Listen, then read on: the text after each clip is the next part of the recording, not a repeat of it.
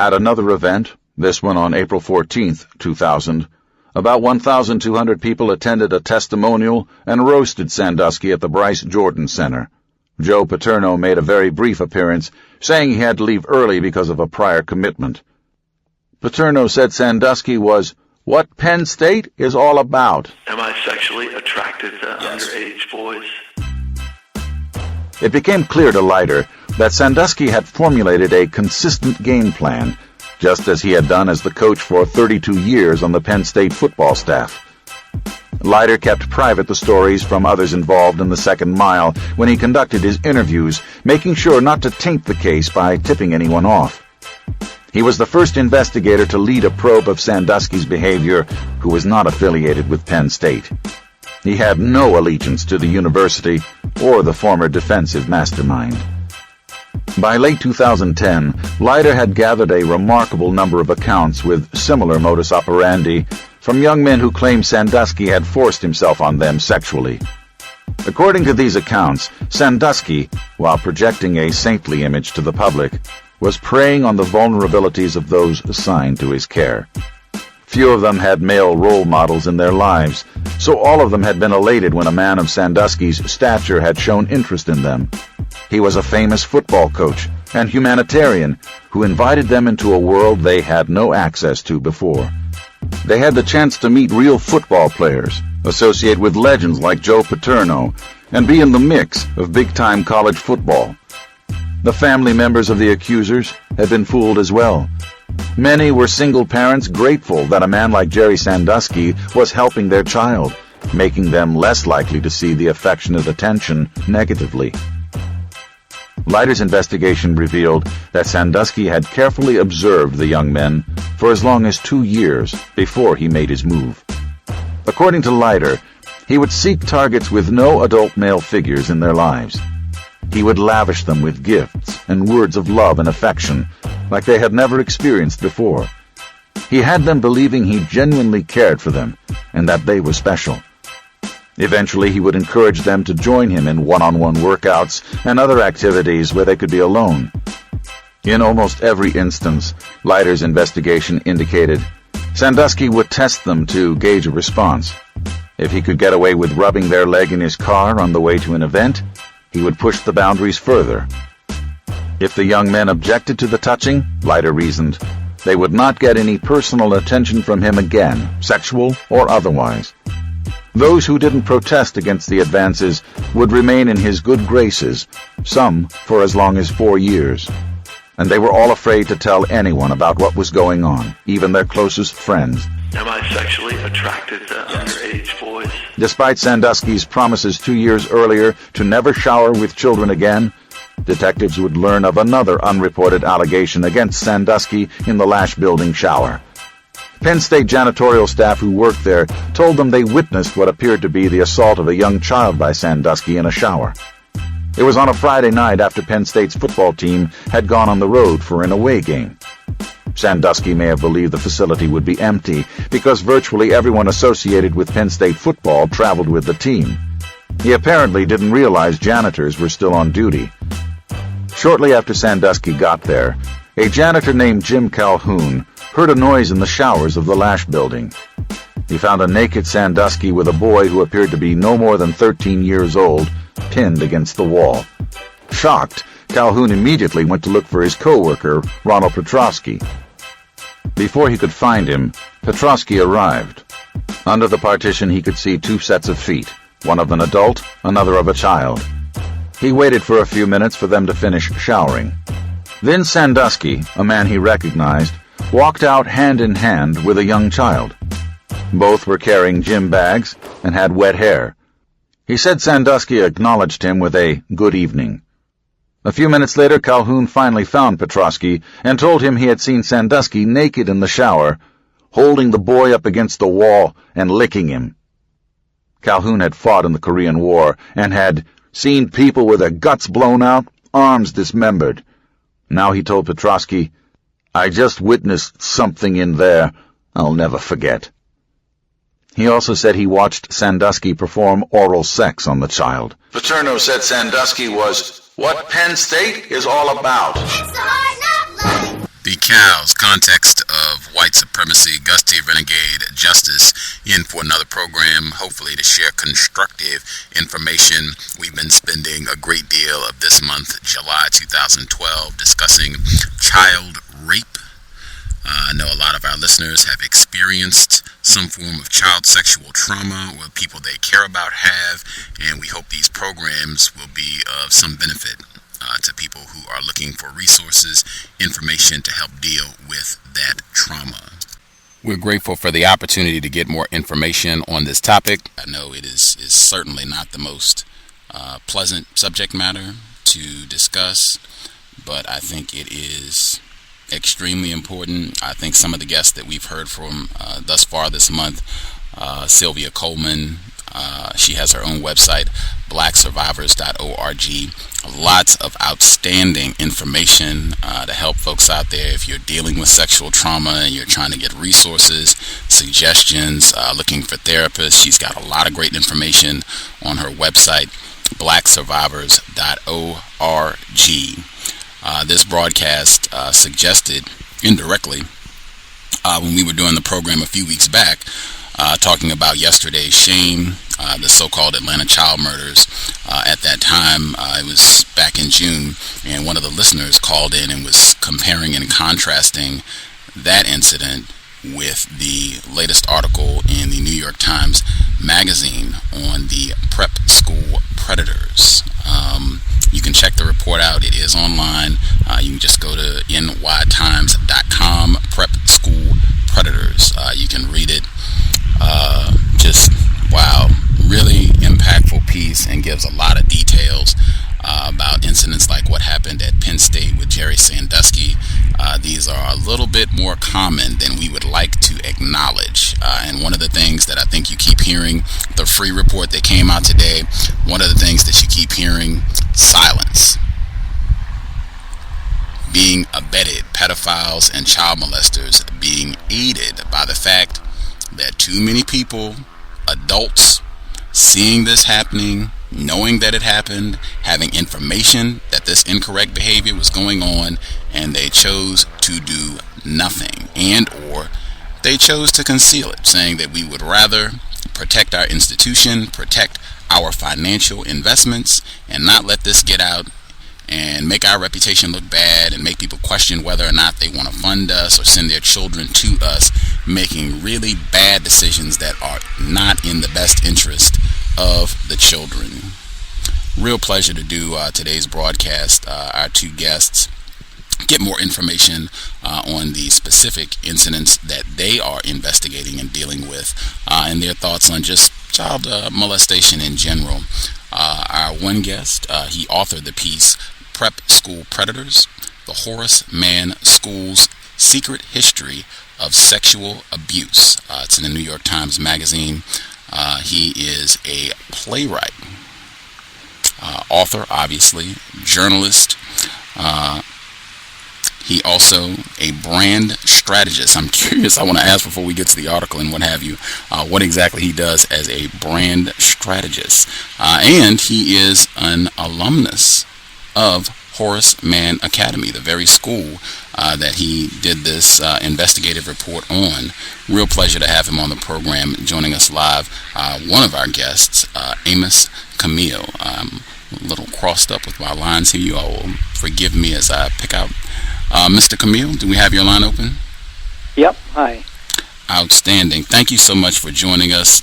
Really appreciate you taking some of your Thursday evening to speak with us. I want to give you an opportunity to introduce yourself. I just want to make sure we have our other guest with us as well, who was suggested by Mr. Kamil. I had not heard about this incident, which is, just think about that for a moment, particularly once you get more of the details about how long this incident went on and all the lurid details.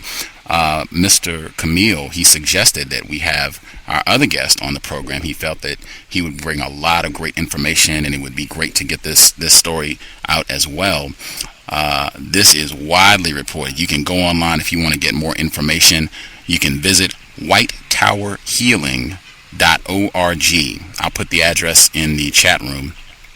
whitetowerhealing.org.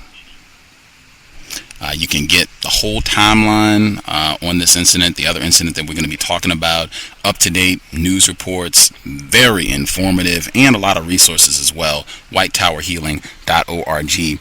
Our other guest, he is the second attorney that has visited with us this week. He is the founder and managing partner of Kevin T Mulhearn, PC. In 1994, after working for a Park Avenue, New York City law firm, our guest, he opened his practice in Orangeburg, New York, and has since devoted himself to helping hundreds of individuals and corporate entities meet a wide array of legal challenges. Our second guest, he has also volunteered his time to coach baseball in the Spring Valley Little League. He is co-founder and counsel of the White Tower Healing Foundation Incorporated, a non-profit corporation which helps adult survivors of childhood sexual abuse. He is one of the attorneys involved in the second case that we're going to discuss with Poly Prep in Brooklyn, New York. Real pleasure to have him on the program with us as well. Our guest, attorney Kevin T Mulhearn. Kevin, are you with us? I am, Gus, and thank you for that very kind introduction. I also want to thank Amos, Kamil, for inviting me on your program to have the opportunity to speak to you and your listeners. Just as an aside, it's interesting. I don't know if you were aware of this, but Amos and I actually played baseball against each other 30 years ago. He was a member of the Horace Mann Class of 82 baseball squad, and I was a member of the Poly Prep Class of 82 baseball squad. So we played each other quite a few games many, many years ago, and we haven't talked or met at any period of time since then, except through this incident. And we actually met and had dinner a couple of days ago, and it was a very enjoyable evening, although discussing a harrowing what topic. we're talking about, right? Yeah. Wow. Now that is fascinating. Very small world. Yep. Why? I guess for both of you, if you all want to give us some more details, just so our listeners, if this is their first time hearing from you, if you want to give a little bit more background information, I guess we can start with Mr. Kamil, if you want to tell us a little bit more about yourself, the work that you do. Sure. I grew up in the Bronx. I was a middle-class kid, and I was a really good baseball player, and I was recruited to go to Horace Mann, which at that time had a incredible, legendary baseball coach by the name of Inc. Clark. And he gave a lot of middle-class kids like me a chance to go to probably one of the most prestigious high schools in the country, Horace Mann, and he did it through baseball. And I had an incredible 3 years at the school. We were 22-1 my junior year, the one loss being to Kevin Mulhearn's team. And I sort of sailed through Horace Mann and really just had a fabulous experience. There were always rumors, just like any high school. This teacher's doing that, and this one likes girls, and this one likes boys, and this one's, and you just don't know what's rumor and what's not, and you're 15 or you're 16, 17, and you just really don't. You're just sort of finding your own way in the world. But 10 years after graduating from Horace Mann, about 5 of my buddies, we went hiking out in the Sierra Nevadas, out on the West Coast by you, and about 2 or 3 nights into the camping trip, one of my friends told me that he had been told us that he had been abused by a football coach. And the most astonishing part of the evening, that was definitely a revelation. We were about 27 at the time. But the most astonishing part of the evening was what happened after that, which was all of us went around this campfire telling stories not of sexual abuse. I was not abused. But 2 of the 5 around the campfire talked about sexual abuse with 2 different teachers. A third talked about being approached by a third teacher, and the one guy, another friend, just kept silent. So silence is a big theme, as you said. So I just sort of tucked it away. We all went on our way, and then went in our lives, and we got families, and we got busy.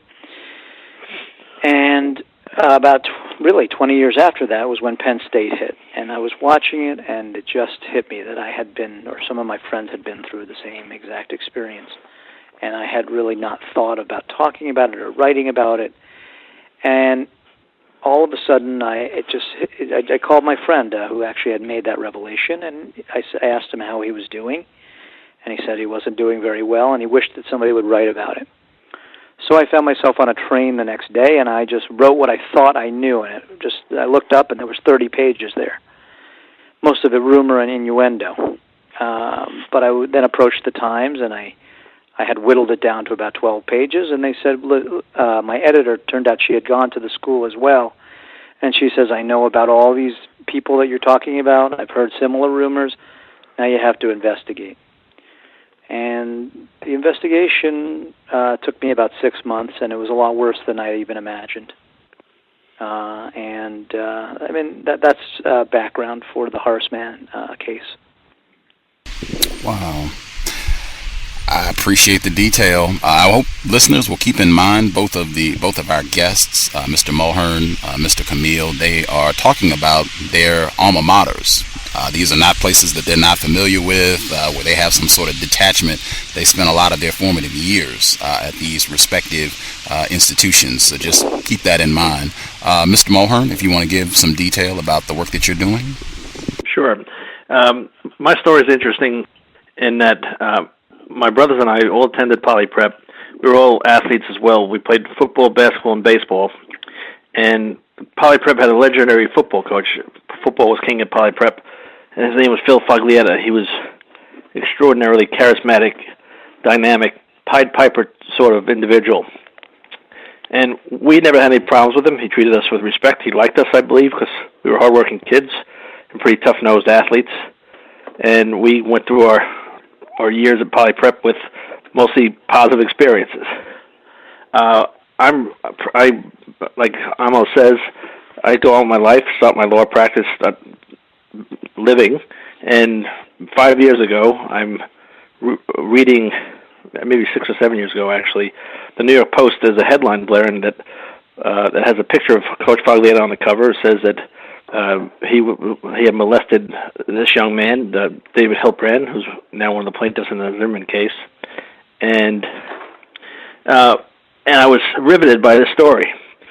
And I looked at it, and looked at the story, and realized that this was a very serious situation, and I wondered what if anything I could do to help. It bothered me. I was put in touch with Jay Pagioli, who was the guy who filed the lawsuit in Poly Prep against Poly Prep in 2004, in which he claimed that he was sexually abused repeatedly by Foglietta, and that the school had knowledge of his actions and concealed it.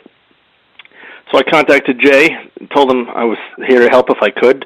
I was the sole practitioner at the time, so I had the ability to independently do what I needed to do and take the cases I wanted to take. And this was one that intrigued me, not because I had any bad feelings for my alma mater, but because I felt terrible that this happened while I was there with people that I knew, and with the coach that I knew. And my attitude was basically there, but for the grace of God, go I. So Jay had then had put me in touch with Jim Zimmerman, who was a lead plaintiff in the case. And Jim and I were actually friends and classmates. We were not good friends at the time, but we were friendly enough. We were on the line together. He was the center, and I was the tackle on our football team. And Jim had abuse issues at Poly Prep. He was abused by Coach Foglietta, and he talked to me about it and what happened, and it opened up to me in a really special way and explained how devastating and damaging this had been to his life, and how he still battles the demons that began with the abuse some decades prior. And we talked and started building a friendship, a very good friendship. And at some point, Jim and I decided to found the White Tower Healing Foundation, which is an organization designed to help victims of sexual abuse, particularly sexual abuse victims at Poly Prep and Foglietta.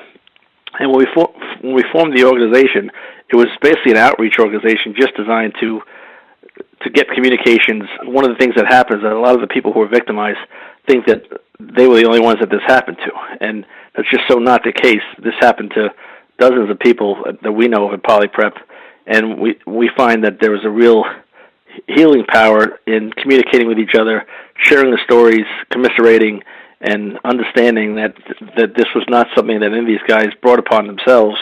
this was just really them being in the wrong place at the wrong time and being very unfortunate to fall prey to a charismatic monster like Coach Foglietta.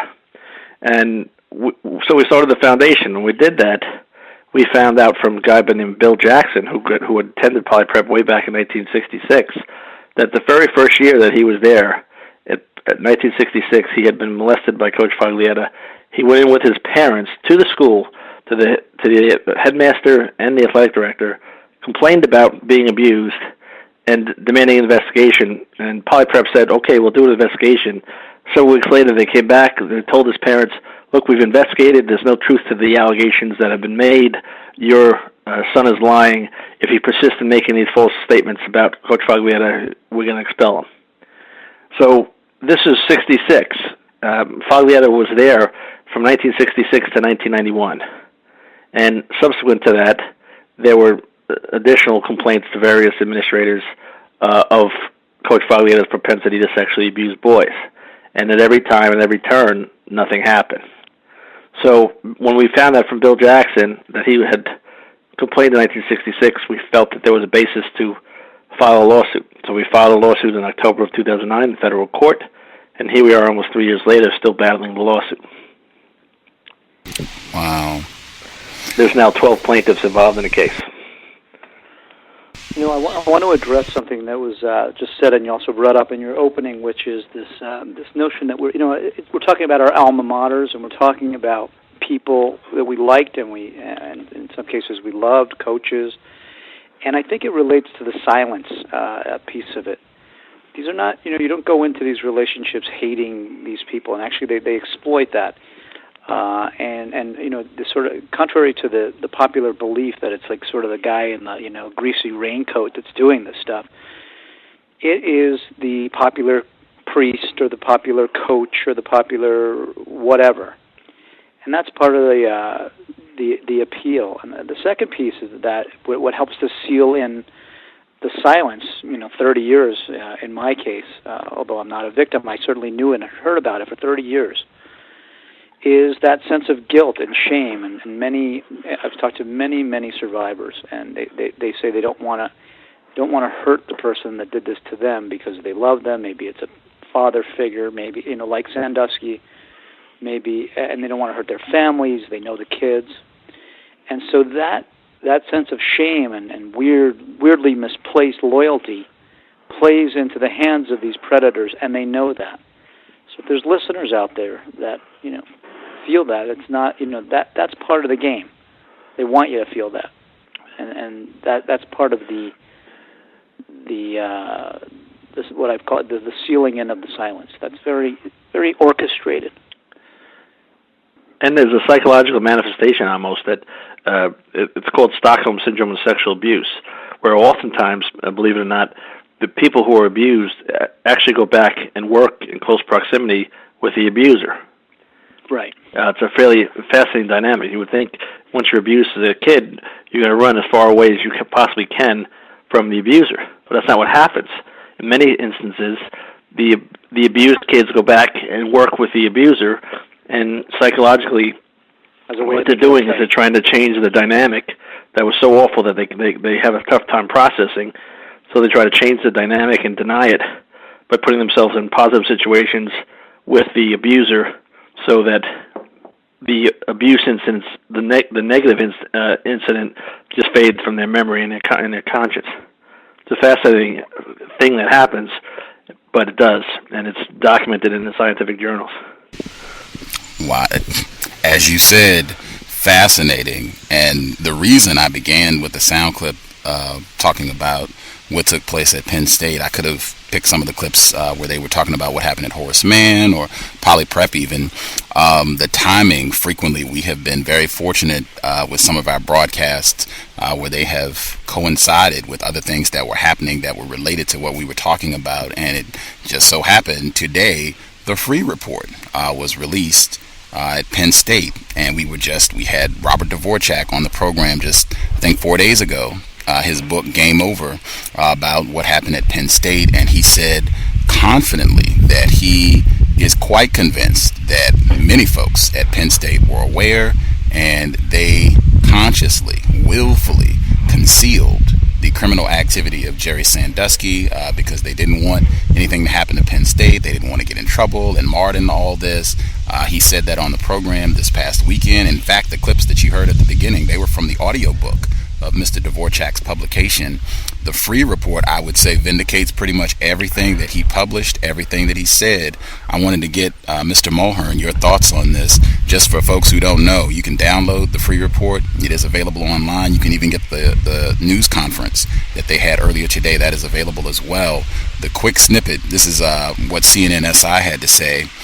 They knew in 1998 that Penn State President Graham Spanier, football coach Joe Paterno, athletic director Tim Curley, and Vice President Gary Schultz were aware of a 1998 police investigation into an accusation of child molestation against then Penn State defensive coordinator Jerry Sandusky isn't, in and of itself, the most damning revelation in the scathing report released Thursday by former FBI Director Louis Freeh and his investigative team. The police did their work. The state attorney declined to press charges following that investigation. It is understandable if the men presumed Sandusky had been falsely accused. But combine that fact with what we already knew. In 2001, graduate assistant Mike McQuarrie told Paterno he saw Sandusky raping a boy in a shower at Penn State's football complex. Paterno, Spanier, Curley, and Schultz, already aware of suspicions that Sandusky was a child molester, did absolutely nothing. The two most powerful men of Penn State's campus, Spanier and the late Paterno, and two more on the upper end of the totem pole, did nothing to help the child involved. Yeah, go ahead, Mr. Mulhearn. I'm sorry, Gus, but they didn't just do nothing. What they did is that they allowed and enabled this man, who was a child rapist, to rape more kids. I mean, to say that they do nothing does not do justice to the misconduct of the men who let this happen. They had a responsibility to protect kids. They had a responsibility to protect people who visited that school, and they failed it in the worst way imaginable. It's cowardice, in my mind, beyond imagination. I just can't imagine. I can imagine because I've seen it, but I can't imagine how people can look themselves in the mirror and allow a child rapist to proceed. One of the things that Penn State did is they said, "Oh, Jerry, don't be bringing boys to Penn State anymore."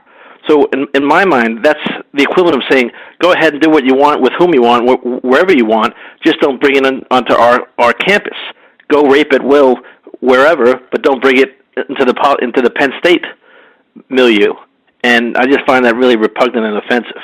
There was a February 28, 2001 email that was released as part of the report from Mr. Freeh, which indicates that the administration, Graham Spanier, who was the former president of Penn State, sent an email to the athletic director and another official stating that they had originally discussed reporting this to the authorities. I believe it was a child welfare agency in Pennsylvania.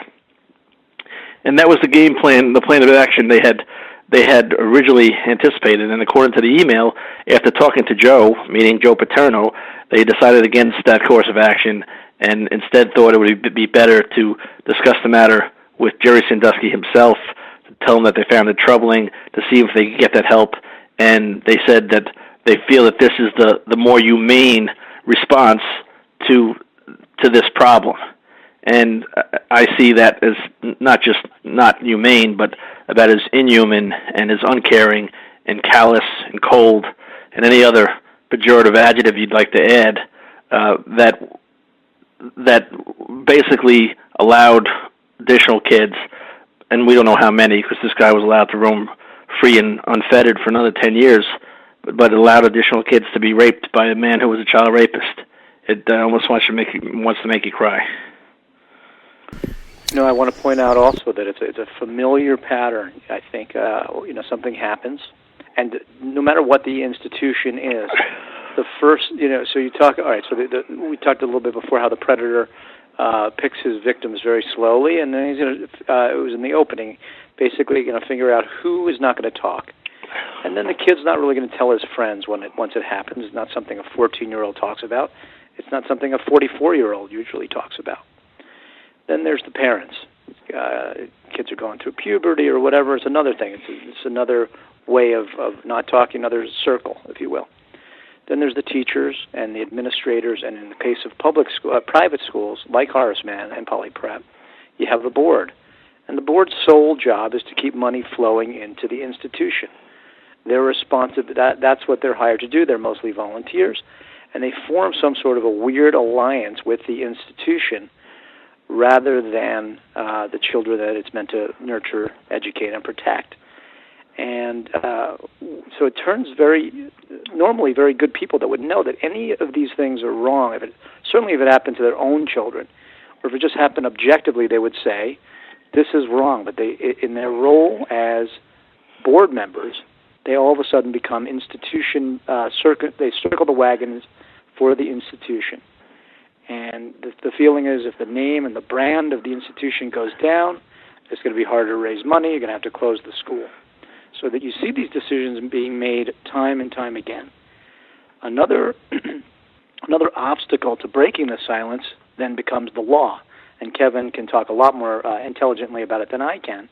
But certainly in the state of New York, where we both live and went to school, it's the statute of limitations on reporting is the age of 23, which is ridiculous. And it's being fought by people who have an interest to fight it, which are called the institutions, mostly the Catholic Church in New York. So, and then you have the media. We don't really need, the media can play a very good role in this, but the media is very fickle, so it'll sort of run to the latest tragedy and then move on 2 weeks later. So, but all of these things are at play, and victims, if you just take it back down to the actual survivor, say, well, why am I going to talk? There are all of these things that are going to act against me, including people denying what I actually went through and calling me calling the victim the aggressor. That it just helps to keep it quiet. So that's sadly, Penn State and Horace Mann and Poly Prep, clearly they're not isolated incidents. But the more people talk, the more people break the silence, we believe helps everybody. Well, almost what has to happen is that institutions have to move and act as a default mechanism that when they get incidents or reports or complaints of child sex abuse, that they immediately respond in best interest of the kids every time, without fail, without exception. And they realize, and they're going to realize when they do that by doing that, they're also acting in the best interest of the institution. Because Kevin, what happens now? So let's just say that you're on a board, right? Right. And you're paying $40,000 for your kid to go to that school or whatever the number is. Mm-hmm. And you've invested 4 years, so that's $160,000. And then all of a sudden you hear that this teacher is doing this. You have a very vested interest in keeping your investment, as was said before. How can we make it that people don't look? Talk about that scenario for a moment. I think the board, right-minded people would look at a board who took immediate, prompt, appropriate action in the face of these allegations, and look more kindly on a school that did that than upon a board that concealed it and allowed it to happen to other kids. I'd be seeing red if I found that somebody that I knew or loved was abused when the board itself and the school had knowledge that this abuser was there doing this to other kids. It's the greatest violation that you can imagine of your child and yourself. I think that the board itself, but I think you're right. The board, the problem with these boards is they're looking at this and they're totally viewing this from a very myopic viewpoint.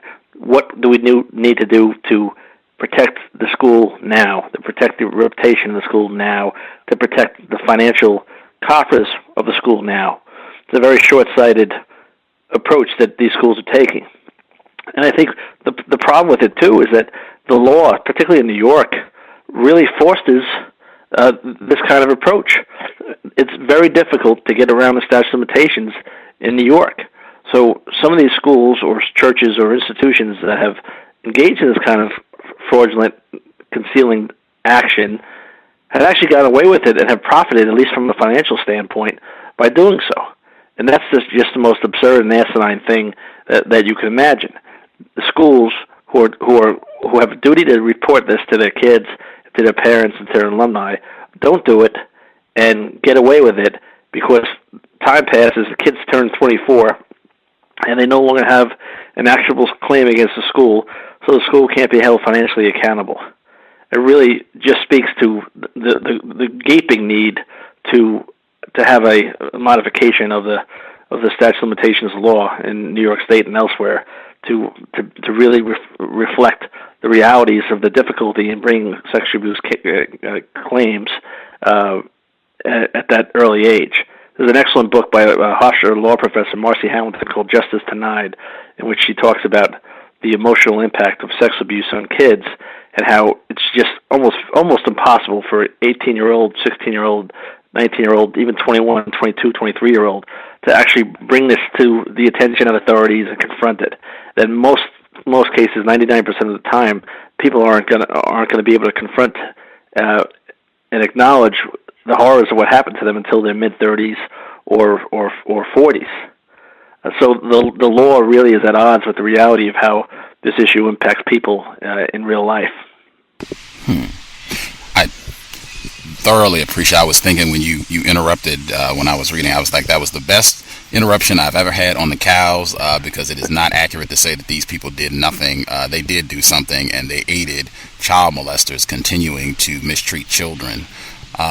Just what you touched on with the statute of limitations in New York, that really, it aids the abuser. It aids them to continue doing what they're doing so that, hey, I can't be prosecuted once the child turns 24. What would both of you, because you're both talking about incidents of child molestation that occurred decades ago. In some cases, the perpetrator is deceased. What would your response be to people who say, hey, Mr. Kamil, Mr. Mulhearn, you all are talking about stuff that happened years ago, 20, 30 years ago. Nothing really can come of this. You're just going to taint the reputation of a great school. They've acknowledged that they did something incorrect. It's bad for the victims, but what is the point? What constructive good can come out of bringing this up after it happened 20, 30 years ago, in some cases even more than that? Well, I've certainly been asked that. I was asked when I was writing the piece for the Times by very close friends that very question. And my response was a couple of things. I would say, look, that's the wrong question. Why are we talking about it now? The question was, why not then? Why are we talking about this so many years later? And I think what people get confused with is the actual act of sex with a child and the devastating effects that it has for decades afterwards. And if any person were to meet the people that have been telling me the stories that they've spent most of their lives trying to suppress, if they spent 20 minutes with them, they wouldn't be able to ask that question anymore. You have, in the case of Horace Mann, very highly successful people, doctors, lawyers, ministers, whatever, who are also divorced repeatedly, questioning their own sexuality, battling alcohol, heroin, you name it. So, yes, many of the perpetrators are dead, but many of the institutions and people who are on the board are still alive, and these people need help. They need help healing. Part of it is talking. Part of it might be monetary. And they need a sense of closure. I don't know that they're ever going to get that. But at least in some measure, the closure is going to come from the acknowledgement that it actually happened, and that the school or the institution has to take responsibility for that. That would be my take. Kevin? I think that's really very profound and accurate. I think there are some guys in my plaintiff group who I know that all they ever wanted was an acknowledgement of their pain and an apology from the school that they felt was heartfelt. If they got that, I think they would not have bothered to file a lawsuit. But not having received that, they felt that they had no opportunity to do anything except to file a lawsuit. But, getting back to Gus's initial point, the law, the statute of limitations law, I think it's a misnomer. I personally think the statute of limitations in New York should be called the Fraudulent Concealment Protection Act, because the point of it is we're not talking about something that happened long time ago that our guys knew what their rights were, knew what their claims were, and just sat on their rights. They didn't sit on their rights. They weren't able to confront the abuser. But as far as the schools that we're talking about here acted in a really reprehensible way to conceal their own knowledge and facilitation of these crimes by these pedophiles and these sex abusers. So really, if you don't hold them accountable, it doesn't matter to me, 10 years, 20 years, 30 years, 40 years. You hold them accountable for as long as they continue to engage in concealment, misrepresentation, and deception. If they're transparent about it and they acknowledge what happened and they say, yes, we had information, then at some point you have to have a reasonable statute of limitation. You have to file a lawsuit within a couple of years of that. And that's the law, and that's the way the law should be.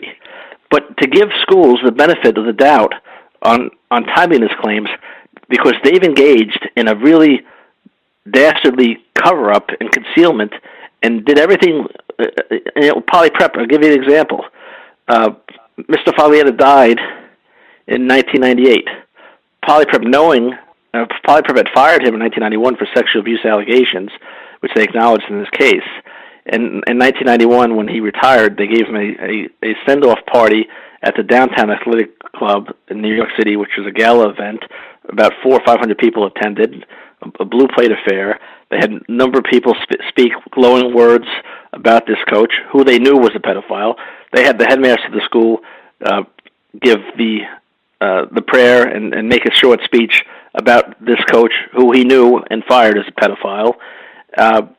It's just absurd the lengths to which the school goes to protect the reputation of one of their own, even though they know who he is and what he did. 1998, 7 years later, Mr. Faglietta dies. The school, knowing he's a pedophile, established the Phil Faglietta Memorial Scholarship Fund in his name.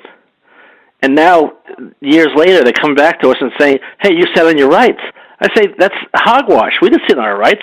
We were defrauded. We had no knowledge that the school thought or knew that this guy was an abuser and rapist of kids. We didn't know. The school made sure we didn't know. They can't get the benefit of their own concealment, their own fraud, and their own deception. That's a basic element of law. And forget about law. It's a basic element of fundamental fairness and equity. Wow. The cows, our guests again, Amos, Kamil, Kevin, Mulhearn. Real pleasure to have them both with us on the program. I guess for folks, number one, I want to give people the opportunity to call in if you all have questions. I know quite a few listeners. They definitely have been reading the Prep School Predators Report, New York Times Magazine. If you all want to call in with questions for our guests, the number to dial is 760-569-7676. And the code is 564-943#. Press star 6 if you have questions. With all the programs that we've been doing around child sexual molestation, I really want to give listeners, as many as we can, the opportunity to dial in if you all have questions. So press star 6 if you have a question. If you're on the TalkShoe line, it is star 8. I want to ask both of you this. I'll start with Mr. Kamil. With Horace Mann, they actually did let more than one professor go in response to allegations of sexual misconduct on the part of the professors. So for people who might be saying, hey, wait a minute, let's not go overboard, Horace Mann, they did the correct thing. Allegations were made. Several professors were fired. They stepped up to the plate. Maybe they didn't do the best job that they could have done, but it's not like they totally ignored these allegations. How would you respond to that? Well, that's correct to a certain extent. I think it was a typical institutional response of the time. The practice is called pass the trash. You find out a teacher is doing these things, and you want to keep it quiet, and you just you pass them out the side door, and whatever he does off in other campuses is okay. They didn't offer the students any explanation as to why these teachers were fired. The victims were not acknowledged. No one was offered any sort of therapy. And we were just sort of left to quietly wonder why one day this teacher was gone. So another part of that is the two men that were. I talked about 3 people in my article. 2 of them were let out the side door and passed the trash. The third stayed for 43 years. So you have to ask yourself why. What made him different? And I would argue that the billions of dollars he had in the bank made the difference in that case. 2 guys that they could let out the side door. They weren't really going to tell anybody. They were going to cause too many problems. But this guy had a lot of money, and he brought a lot of money into the school.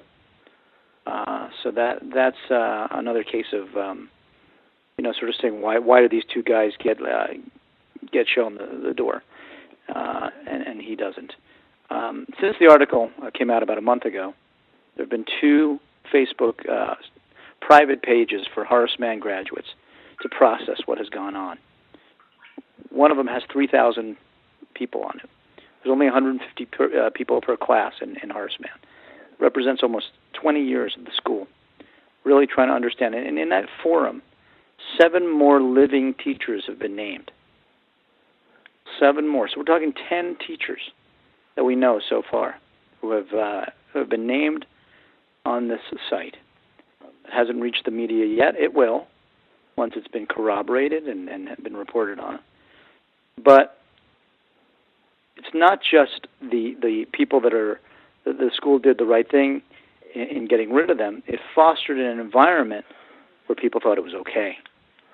And that's the interesting thing about Horace Mann. It wasn't one person. It wasn't a Sandusky. We're talking about 10 teachers in a relatively small school. So something was going on, and somebody had to fire these people. Somebody knew something. And so Kevin talks about conspiracy. I'm not really a conspiracy theorist, but you got to wonder.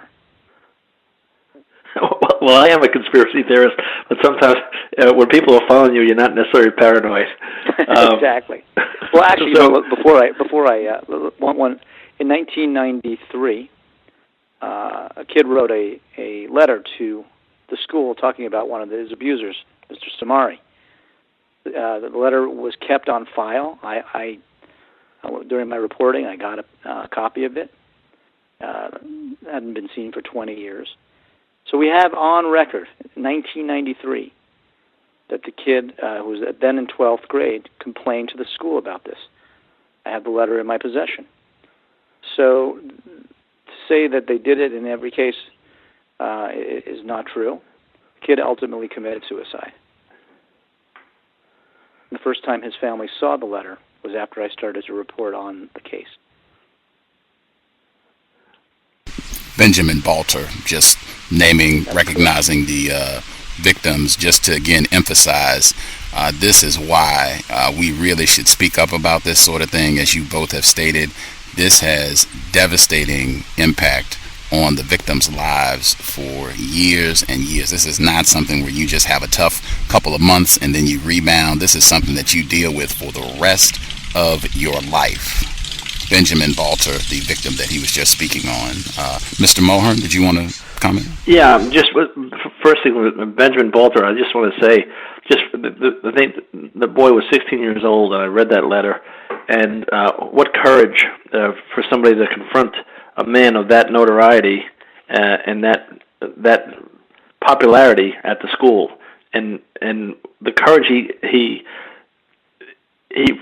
basically showed with that letter, which just met with complete cowardice, and they said, "Oh well, we can't do anything about it" at Horace Mann, and it hurts to see that letter and understand the ending of the story and what happened to this young man, and how his school let him down in the worst way imaginable. It's really tragic.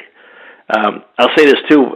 Amos made an excellent point about the pass the trash component. Poly Prep had an incident where one of the middle school teachers was accused of inappropriately groping boys, and these were senior kids, junior or senior kids, and they went to the headmaster and said, "This happened. This guy, was touching our genitals, trying to touch our genitals, and do something about it." So what the headmaster did at that point was he went to the middle school head and said, "Okay, you're no longer working. Stay home." But he paid him for a full year on salary, didn't report him to the police, didn't put a note in his jacket, didn't put anything in his personnel file. And I asked him in his deposition, "Well, what happened to this gentleman? Did he work with kids again?" The headmaster's response was, "Well, I don't know. I don't imagine he would have. I'm sure somebody would have needed to have a recommendation letter from me, and nobody ever came to me. So I assumed that he didn't work with kids." But we don't know that. I mean, there was no warning of any kind to anybody who was dealing with this gentleman, and there were credible allegations from several kids that this guy was molesting or trying to molest students. It's just a very creepy response and pretty horrifying. That there are teachers, just like the priests were passed from parish to parish, there were teachers passed from school to school who were engaging in this kind of inappropriate behavior and basically getting away with it or not being punished to the extent that they should have been. Wow. I do see some hands, so I want to go to the phone lines. I just, with Mr. Mulhearn, when I was reading, and I want to give out the address again for folks to do some reading. And you should, as I've been saying, we've been doing these programs, you should be talking to your child about this. We're seeing cases where children are being molested at 1. You should be talking to your children about this. You can pick out some of these news articles and just read. Go over it with your child, because I can guarantee you would much rather have this conversation in a defensive posture and being preemptive so your child can be prepared and know the sort of environment that we're in, and they know how to deal with this if they should ever be accosted or touched or anything comes up where something could happen, as opposed to not having that conversation and then something happens and you have to do it hindsight. I think you would rather do it the other way around. And one thing about that, Gus, too, when you talk to your kids about it, the one thing you need to emphasize is no matter what happens, you need to tell me, because it's not your fault. I'm not going to be mad at you. What these pedophiles do is they manipulate these kids and say, "Hey, if you tell anybody, they're not going to believe you. They're going to think there's something wrong with you. They're going to be mad at you." And you have to let your kid know that if something happens or something is attempted with them in this area, that they have to be able to tell you, and that nothing that they tell you is going to be something that's going to make you mad at them. That you have to engage in an open dialogue, and that you're there to protect them no matter what. And you're not going to get mad. You're not going to blame them, but you're just going to help them. And it sounds simple and logical, but that's one of the things that these people who are one of the things that I think sex abusers are is that they're extraordinarily good psychological manipulators. They know how to get inside a kid's head. They know how to play to his fears, to his concerns, to his insecurities. They're very bright people in many respects.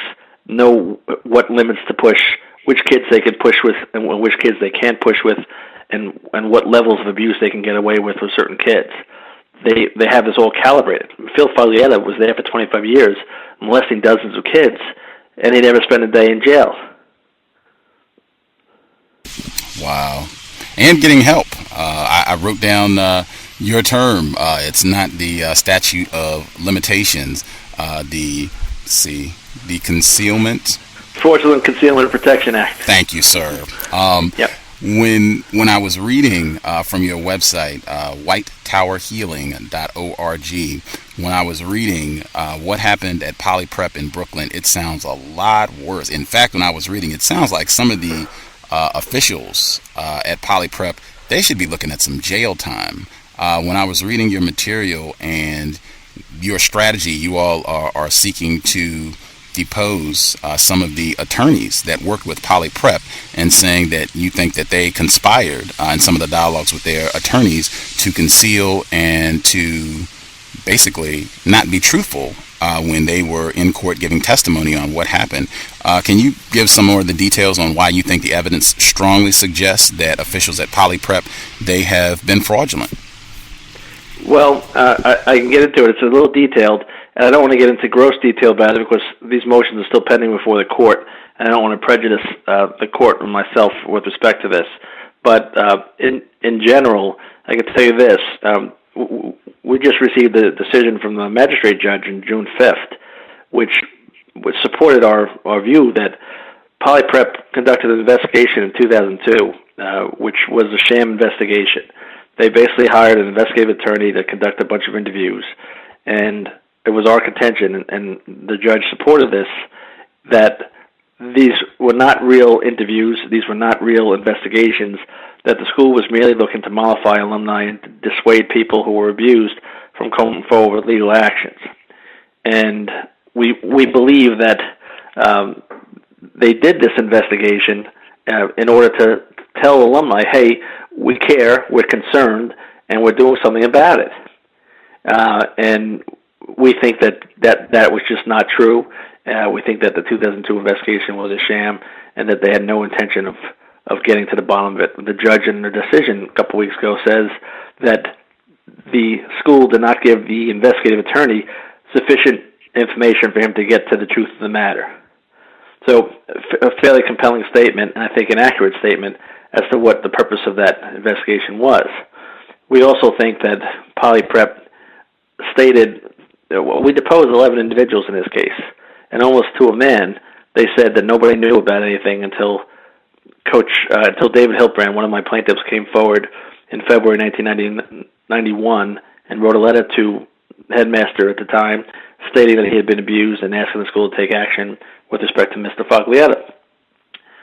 Nobody knew about it prior to 1991, and we think that the evidence establishes and will establishes that that was just a bold-faced lie, that there was much knowledge, many prior complaints of abuse that was going on at the school and was reported to the headmaster and others witnessed incidents. There were people seeing things happening, there were people being told things by kids, that the knowledge issue was much more clear-cut than what they presented in this lawsuit. They presented this lawsuit, hey, we didn't know about it until 91, and when we found out about it, we fired the coach, or at least we let him run out the year and leave at the end of the year. And we just think that that's false. That's false. It's as false as can be. And if we ever have an evidentiary hearing on that, which we're hoping we get, the court actually ordered an evidentiary hearing to determine this. But that issue is on appeal right now, so we're not sure whether or not we'll actually get the evidentiary hearing. We're hopeful, and we think we should. But that's up to the district judge. If we ever get that evidentiary hearing, we intend to establish that the entire defense was just a complete sham, that there was much knowledge of what was going on well before 1991. And some of the documents that we got in the case indicate that. I mean, there's a note from an attorney stating that Mr. Williams had received a letter from some parent in the 1970s accusing Mr. Foglietta of sexual misconduct. Again, that's the 1970s. There's an allegation in the lawsuit that in 1990 or 1991, a letter was stuffed in various faculty mailboxes which accused Foglietta of sexual misconduct. Now, when I asked the headmaster about that, he said, well, I recall receiving a letter, but I'm not sure what was in the letter. I don't recall it having any sexual abuse connotations. We have an affidavit from a former teacher which says, no, I saw the letter. It was clear that they said that Foglietta was sexually abusing kids right before your administration's noses. This is a letter that's part of the record in this case. So the entire defense to this date has been, we didn't know until 91, and we found out we got rid of him soon thereafter. And we just think that's false, and that if we have an opportunity, which we expect to get, and we certainly hope to get, we'll be able to prove that it was false. Consistent patterns in these cases, I would say, unfortunately. One of the people, our callers, dialed in 5301. Did you have a question for Mr. Kamil and or Mr. Mulhearn? Yes, sir. Thank you for coming on the show. Can I be heard? Yes, sir. I actually live in New York, and I personally witnessed a number of teachers and administrative officials throughout my junior high school experience engaging in sex with young people. For instance, in junior high school, the vice principal had carried on several sexual relationships with a lot of young females. At one point, he even impregnated a young Latino female. Many of us as students, we knew about it, He then took her and she got an abortion. He gave her like $200 and took her on a shopping spree. And I wonder how her life is today. There was also a security guard in the school who one time caught us in the bathroom as a group of boys. We were all in the bathroom, young guys. They were smoking cigarettes. We were just hanging out in the bathroom. And, the threat that he made that he would, call everyone's parents or whatever. So my response to him was, suck my penis in the most derogatory way. And when I said it to him, he said, pull it out. And I was like, what? Get out of here. And I left out of the bathroom. And for about 2 or 3 months, this security officer would come to my classrooms and say that the dean needed to see me or different stuff like that and get me out of class. And whenever I would come out of class, the first thing he would say is, let's go to the bathroom. Let me see that. I'll give you $20. I'll give you $30. And this was like, it freaked me out as a kid. I never, of course, showed him my penis, but it was just another example of how rampant it was and what the pattern is with the power dynamic, how school officials use their power over young people. And I have a coworker whose son went to Brooklyn Friends. I'm not sure if you're familiar with that school. Sure. Sure, yep. And this young person, is a black child, and there were not a lot of black children at Brooklyn Friends at the point that this child went to the school. And a school official attempted to molest this young child, and what they would say to the child is, you're so lucky to be here. There are not a lot of folks like you who have the privilege of being here, and that was one of the tactics that they used. And I wanted to know, in your experience, is that a way that individuals prey on individuals, particularly non-white individuals, when they go to these so-called prep schools? I want to address that. I think I can only speak to my school in terms of what happened, but I think, to me, it's more of a power dynamic issue. And so whether the issue is race in that case, like there's not a lot of, black kids here, you're going to, whatever a predator can use. I'll just give you a few examples from Horace Mann. One teacher was a brilliant, or fancied himself a brilliant conductor, and he was very charismatic, and he ran the school plays, and he had kids swirling around his office, 50, 60 of them. And the power that he had in that situation was you're going to either be in the play or you're not. In another case, it was a football coach. In our case at Horace Mann, it happened to be a black football coach, and most of the victims were white. But his power in that situation was, you're going to make the football team, much like Sandusky. I have power to kick you off of the football team. And as a kid that all you want is acceptance, whether it be in the school play or on the baseball team or the football team, whatever it is. So the structure is very much the same. In the case that you mentioned, perhaps it was race that was used as the card to keep the power dynamic going. I think that's the common theme here. I'm not going to say that it doesn't happen or it does more. I don't actually have the statistics on that. But what I will say pretty confidently is, whatever the thing is to keep the kid silent, boy or girl, that's what the perpetrator will use. So if it's race, okay. If it's music, it's okay. Basketball, whatever. So that's how I would relate to that question. And that's very accurate. If I could chime in, in my situation, there were some kids who had brothers. One guy had a brother there, and the coach, who was abusing him in really horrific ways, would tell this kid, if you don't do what I ask you to do, your brother's going to lose his scholarship. You're going to have to go to public schools. You're going to get beat up. These are all kinds of power plays that the coach would use. Basically, these guys use whatever they can use.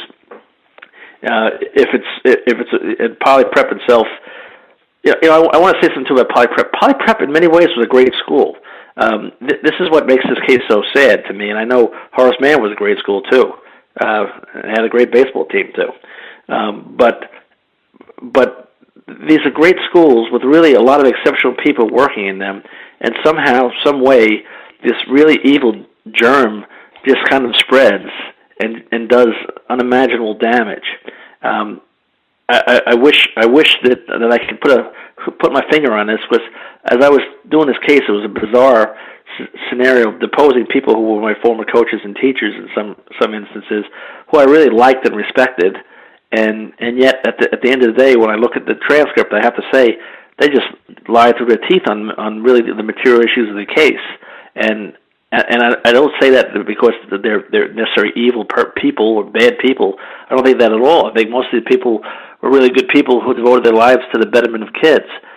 It's just in some way, for some reason, there's a missing dynamic here with the sexual abuse issue, and I think once the cover up and the fraud starts, it's like a snowball going down a hill. It's very impossible, or very difficult at least, to stop it from its forward momentum all the way to the bottom. But I think sad in many respects, because there are a lot of good people at all these schools, including Penn State, for instance, and it's sad what goes on. I think a lot of it is because there's just too many people putting their head in the sand. I know in my case, Poly Prep, this is shades of Penn State. One of my guys in the mid-70s was being abused by the coach in the showers, and the athletic director walked in and saw this. Shades of Mike McCreary in Penn State. And the athletic director turned around, walked out, and didn't say a word. This is not a graduate assistant. This is the boss of the coach. But the reaction is the same. And this is a man who I liked and respected a great deal. This is not somebody who I would say was an evil person. It's just some way and somehow there was this missing element of courage in confronting this horror. Maybe it's too horrible to confront, but geez, if they don't confront it, and they didn't confront it, look at the wake of pain that they're leaving. It's pretty enormous. And for you, the gentleman who called, I'm happy that you were able to not be victimized by that abuse. But I'm sure that even the memory of this guy, who obviously had malicious motives in mind, that even the memory of the possibility of that is something that probably keeps you up at night sometimes. Absolutely. I wanted to ask one brief follow-up question.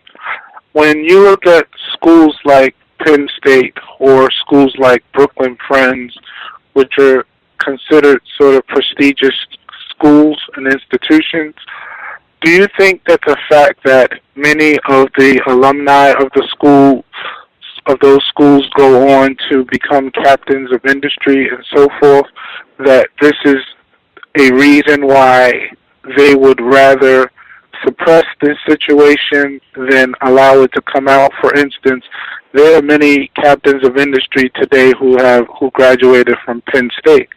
If they allowed litigation to go forth and ultimately bankrupt that institution, what would be the value of the people's degrees who graduated from Penn State? So how much of a factor do you think that plays into it? Well, I can definitely attest to the fact that many Horace Mann current parents, and certainly the board, that's exactly what's on their mind. You know, we talked about before about how do you seal in the victim's silence. At Horace Mann, it was dangling the Ivy Leagues in front of you. You know, this is your ticket to the, to Oz, basically. You know, and that's another reason that some kids just will keep silent, and even worse, the parents will keep silent because they've invested so much, not just money, but also identity in the school and its reputation. So I get letters from people saying, "Why did you write about Horace Mann? This happens everywhere. My kid goes there right now." And you know what? I just heard his $40,000 a year tuition, and I'm very sorry for that. But all of a sudden his kid's $200,000 high school diploma isn't worth as much. I don't think, and I think this gets to Kevin's earlier point, which was if the schools just or any institutions, just if they just, admitted it up front, would actually lessen the pain and the time that they had to deal with this and gain the respect of those wealthy donors. But anyway, to your point, I think it's very much so. I think people don't want this in the press. The editor of the New York Times, which printed my article, was a Horace Mann. They're all over Wall Street. They're all over the media and law, etc. They're everywhere. They run the world. So, and they send their kids there. They don't really want this out there. So I'm not really the most popular guy on the campus right now. Oh, well. Yeah, you know what, Amos, I have to say, I read his piece a couple weeks ago when it came out in the New York Times, and it was something that, for me, as a litigant and an attorney, I was waiting for something like that to come up. I was waiting for somebody to actually get to the guts of it and get to the heart of it. 3 years on this case, and I hadn't seen that.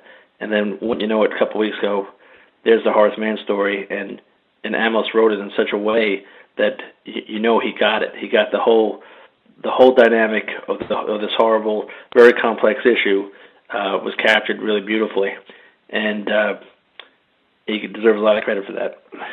Thank you. I think, Kevin, one of the things too is that you pointed out before is we don't hate these places. We love them. They gave me, my ability. Some of my best friends to this day. I have access to places, that I could only dream of as a kid growing up in the Bronx. And then that's what makes it so confusing for the victims, too. They often love many of their experiences there, 98% of it. All of a sudden this comes along, and that's part of the confusion. How do you reconcile this place where so many incredible things were going on, and your mind was lit on fire by these incredible teachers, and you were exposed to ideas and ways of thinking, and people who had houses in the Hamptons and on Park Avenue, and then this too. So it just only adds to the confusion that it happened in such a elite school. Well, Amos and I are fairly similar in some respects. I was a blue-collar kid myself. My father was a New York City police officer. My mother was a teacher. And at one point when I was in 8th grade or so, my father visited Poly Prep, and he said there were kids wearing tennis whites, crossing the paths with ducks on the pond. And he was so enamored with this image. It was almost a Gatsby-like image that was evoked in him. That he said, I need to be able to send my kids to this school. It's the best school I can send them to. It's the best chance for them to really enhance their future. And I think a lot of parents do that for these schools. They look at these schools as a gateway of opportunity, as a gateway to completely maximize the potential of a child. And in many instances they are. Poly Prep and Horace Mann, Brooklyn Friends, Penn State, these schools all produce really wonderful people who do tremendous and positive things. And yet, there has to be accountability for their failings. And I don't think it's something that's so horrendous to say at some point, you know what, we really screwed up here. We messed up. We didn't do what we needed to do. We didn't protect kids who needed to be protected. We let some of our most vulnerable children get exposed to this kind of conduct, which had long-lasting, life-altering consequences. And we screwed up. We're sorry. It's not going to happen again. Let's work together as a partner rather than as an adversary as we move forward and begin the bridge to healing. That's something that desperately needs to get done. I'm hoping that at some point that does get done with Poly Prep. There are people that I'm talking to now that I think are people of good faith that we're negotiating with to try to resolve this case if it's at all possible. But that has to happen in all these instances. Horace Mann, Poly Prep, wherever this happens, the school has to say, we're sorry, and they have to mean it, and they have to take action to manifest it.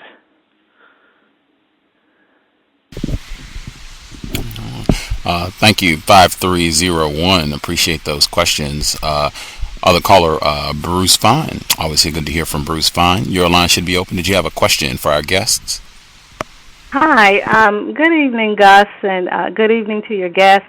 I want to read real quick a small excerpt from an article that was in the Chicago Sun-Times this past Monday, and just get the guest take on this information. It says Penn State received more than $208 million in donations for the fiscal year that just ended, the second highest total in university history, despite the upheaval after the arrest of Jerry Sandusky on child sex abuse charges. The school said Monday there was a slight uptick in the number of alumni who donated money or gifts in the fiscal year that ended June 30th to more than 75,500, reversing 2 years of slight declines. This, to me, says that not only did the officials at Penn State, not only were they okay with what Sandusky was doing, but the alumni as well are sending a resounding message, a clear and loud message, that they too don't care. And I just want to get the guest's opinion on this information. Unfortunately, I wish it was an atypical story. It's not. It seems pretty typical from my experience. I think I think in a sense it's part of like what Kevin was referring to before, the Stockholm syndrome. In the sense of you're going to identify with the perpetrator, with the institution that covers it up. You're going to feel bad because in many ways you had such a great experience there, and your alma mater that you love is going through such a hard time. Let me show them my support. It was a couple of bad eggs. And it's just a way of show, I think what it really, the saddest part of it is how the victims feel. So the school is getting all of this money, and they're sort of out there, twisting in the wind. I can tell you, though, Amos, that some of that $208 million is going to go to those victims, and it's going to go into their pockets. I can't imagine that these guys aren't going to have a very significant compensation package presented to them at some point. But Penn State's behavior was so atrocious that they have to do that. I can't imagine them not doing that. I'll say this, too. The interesting thing that's an excellent question, by the way. I think that the issue is people take an us versus them approach. Look what happened to the Penn State students, how they protested after Joe Paterno got fired by the trustees. Mm-hmm. We now know that protest just really makes them all look like a bunch of nincompoops, because they were protesting the firing of a man who let children get raped. And I knew, not knowing the facts of Penn State, but knowing the dynamic that occurs in the athletic programs, in my heart, I felt that in time that we were going to find out that Mr. Paterno knew what was going on, because athletic departments are insular entities, and people know what's going on. People know what other people are doing. And a man just doesn't turn into a pedophile all of a sudden at 55, 60 years old. These people are engaged in this kind of behavior usually at a pretty young age, and once they start, they can't stop. It's a pathological obsession almost, and compulsion that really drives them toward this really sick and deviant behavior. So I was pretty confident that the proof was going to come out that Mr. Paterno knew about this. And I looked at these kids protesting the firing of a football coach. What kind of society are we where we place a football program and the football program's success above the welfare of innocent kids? Absolutely. It's disturbing. And when you look at the issue, nobody's seen the faces of these kids. They've been protected by rape shield laws and the like. But I'm telling you, if you look at these faces, you're going to see a lot of pain on these faces. And this is pain that these kids are not just going to deal with for a year or 2 years or 10 years. You come back to them in 30 years. Trust me, I know. I've been dealing with guys who were abused 35 years ago or 40 years ago. You come back in 30 years, you're still going to see the pain etched on their faces. So that's something that needs to be remembered. Because you're not going to see it, because you're not going to see their faces. But I'm telling you, from somebody who's dealing with survivors of abuse, that it doesn't go away. You learn how to deal with it and combat it and to live productive, flourishing lives. But the pain is there, and the source of the pain is not just the pedophile and the sex abuser, but the institution, the school, that turned its back and let this happen. I think it's also a manifestation of people just not believing the victim. In the Horace Mann case, as I said, we have a couple of private Facebook groups that people are trying to process this, and you have this crazy mix of people trying to understand what happened, naming new teachers, new victims are coming out and telling their stories, and then right in that same thread, you have people doubting them. Something that you couldn't imagine saying to somebody's face. Things go on that online just happen as a matter of routine, basically saying, no, that couldn't have happened to you because that teacher was such a great guy, and I had him, and it didn't happen to me, so it couldn't have happened to you. And the power of our denial, is so strong that afterwards, you had people, hugging the Joe Paterno statue. They just don't want to believe it. And it's not that they're evil. They just you're rewriting the narrative of their lives.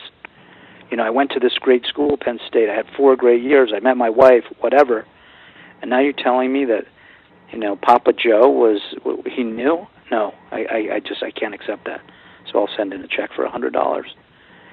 What it does really is it removes, when you make the acknowledgement that the man who was revered and loved actually was a rapist of children, it really does strip away the last veneer of your childhood innocence. And that's not something that is easily allowed or something that one welcomes, something that you really would like to keep if you can. But unfortunately, the truth is the truth.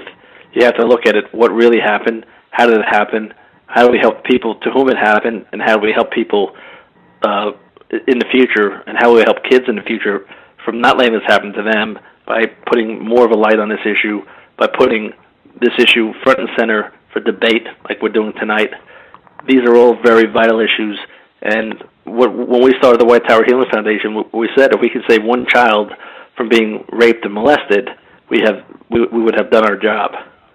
And I think that if everybody did that and said, what can I do, me personally, Joe Smith, Jane Doe, whomever, what can I do personally to stop one child from being raped or molested?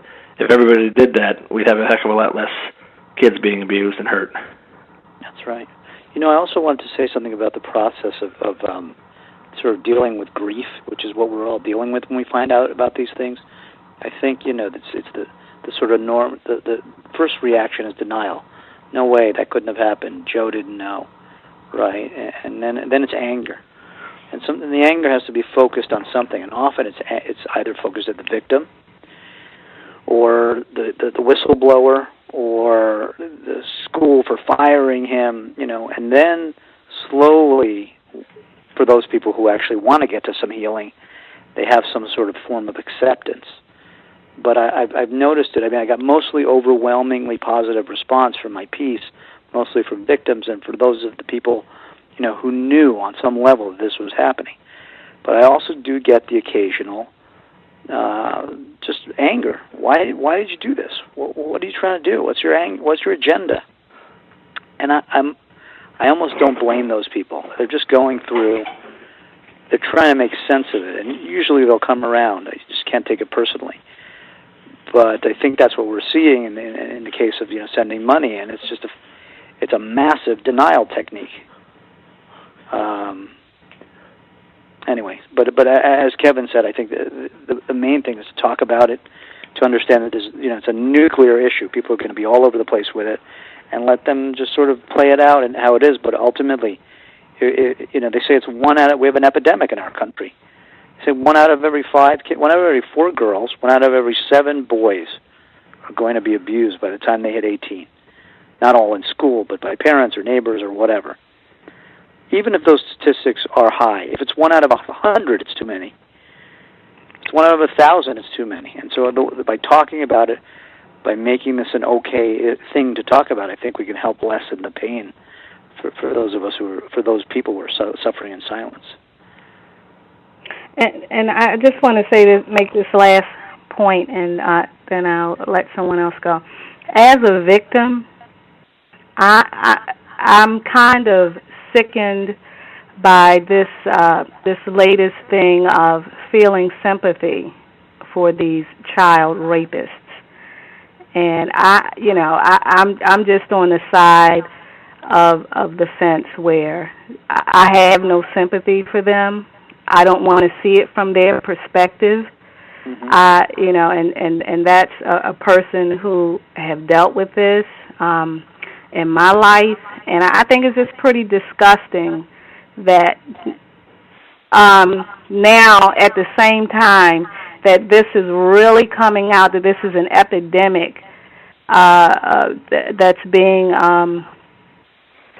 that's happening to victims, that now at the same time we're hearing people come out and saying, well, let's look at also the perpetrator. Let's see it, what they may have been going through, or like you said, the alumni, them being in denial. I think first and foremost, the victims should take precedence over everyone else, over everyone. I understand what you're saying, where the alumni may be coming from, but I think the most emphasis needs to be placed on the victims. This country and the world needs to care more about children than we do. Well, just to give you some context on that, I saw a statistic somewhere that every person accused of sexual abuse of a child will get about an average. This is accused by authorities, and many of them don't get accused, but the ones who are accused get an average of 1.5 years jail term for abusing a child. 1.5 years, and it's just such a fraction of the pain that's caused to the actual victim.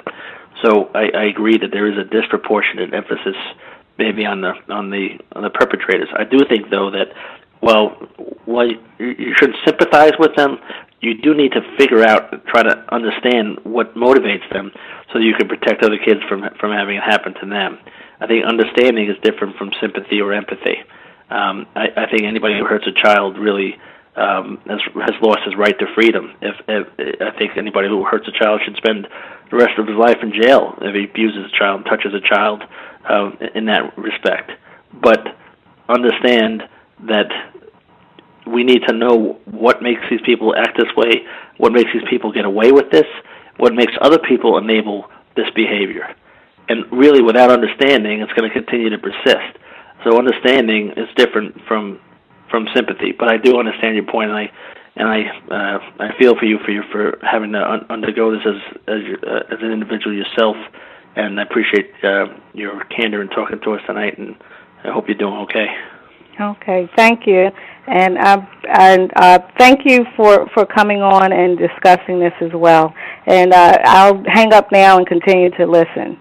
You're most welcome. Thank you for calling in. I appreciate that. And as I've said consistently, I appreciate all of the listeners who've experienced this on a personal level, having the courage to dial in and share their experience and dial in with questions and or comments.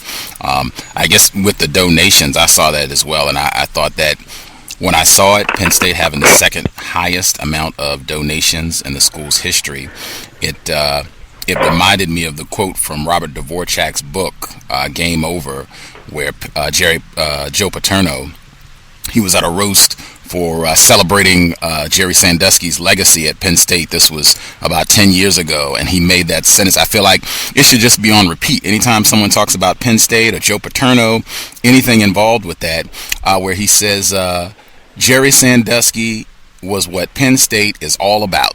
Just that one sentence. I would just have that on repeat anytime someone mentions Penn State. But I was very encouraged when I was reading Mr. Mulhearn, when I was looking at the blog, or your website rather, whitetowerhealing.org, and I saw that some of the alumni have organized to halt donations to Poly Prep in light of what's happened until things have been corrected. And I do think that is definitely moving in a step in the correct direction. Even one of the alumni, Ron Shatter, I hope I'm saying his name correctly. Schachter, thank you. He told the news he had planned to donate $1 million to the school, but he decided to withhold the gift in protest, and I think that is fantastic. I do not want to be helping out anyone who even looks like they might have been aiding a child rapist and not doing as much as they could to just be forthright and exposing that and making an effort to stop it. So I hope we have more people who emulate that. Well, I just can tell you that the Horace Mann community in the month since my article came out is definitely moving in that direction. We're giving the administration a little bit of time to respond, but day by day people are getting angrier and angrier, and I hope it doesn't result in that, but you can be sure we'll be using the poly-prep model. And people are already talking about withholding significant funds, diverting the funds to the victims, all sorts of, and also educating about it beyond the walls of Horace Mann, like we're doing tonight, because it's not just there. But I mean, it's definitely a model that that universities and private schools are going to need to look at. It's taken us a long time to get the poly-prep alumni base really energized on this. A lot of efforts and a lot of time. But how many students do you have interacting? What's that? Do you have a sense of how many students are interacting on your site? Several hundreds. I'm not sure the exact amount. I know there's a clicker that somebody keeps track of how many people go on every day. I don't have that information myself. I know there's a lot. There's a lot of people looking at it.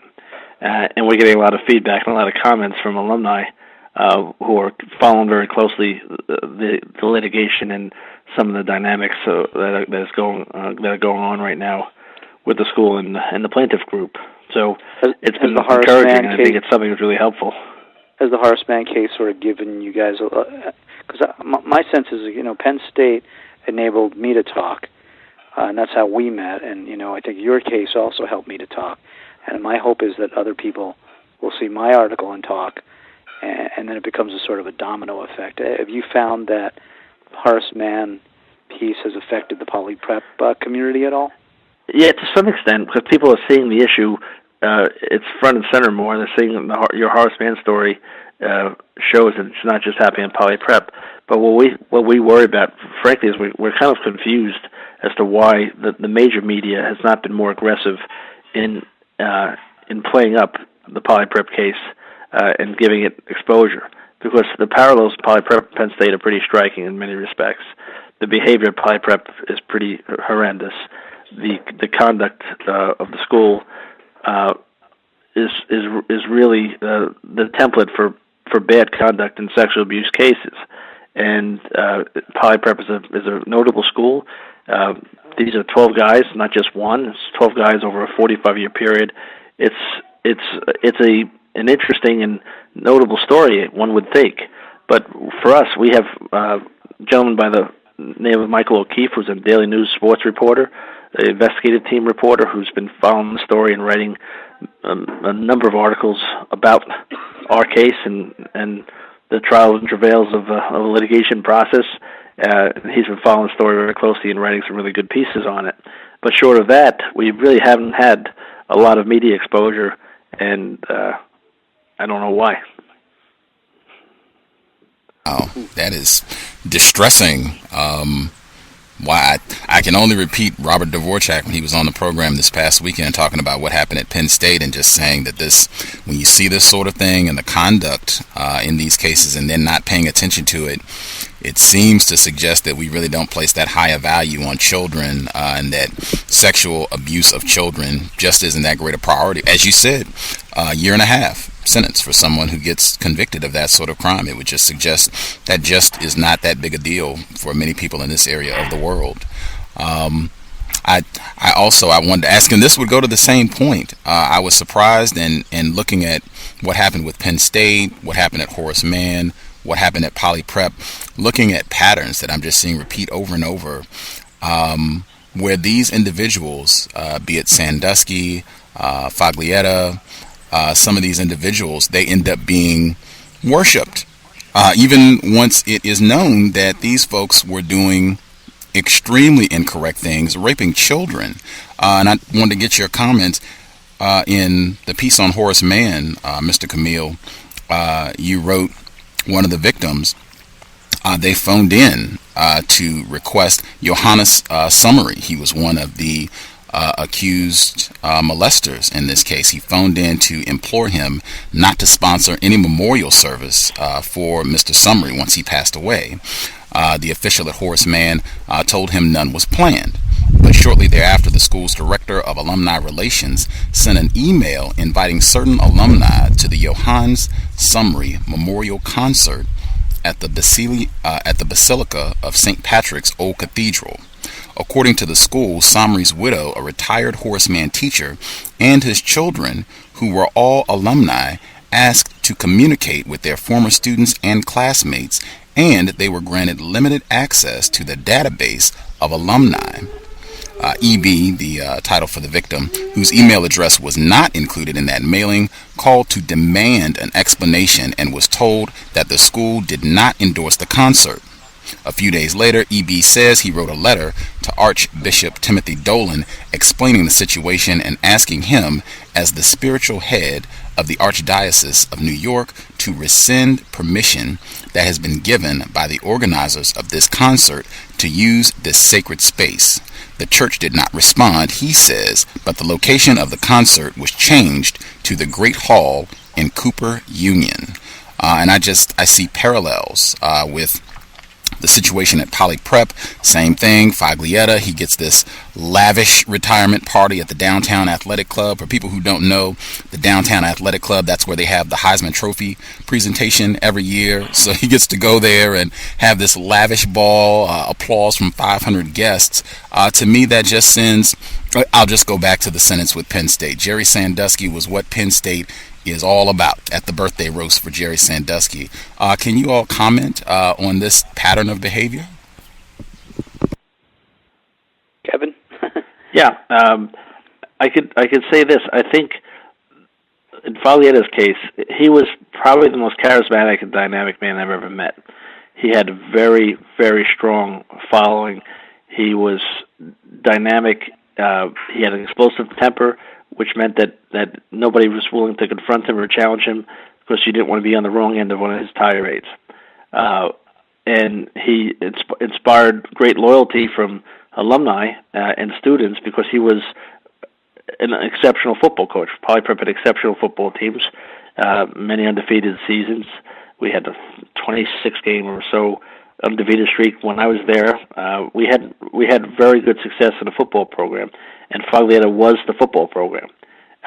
And the football program was the most important extracurricular activity by a large measure at the school. So all this put together, the dynamic of Faglietta was too big, too great, too strong, and too popular for him just to be erased. And obviously, once he was accused credibly of sexual abuse, which we think happened in 1966, the school says it happened in 1991, but regardless, 1991, 1966, 71, 72, 73, 90, whenever it happened, the fact that it happened, he was accused of sexual misconduct, the complaints were found to be credible, and he was let go.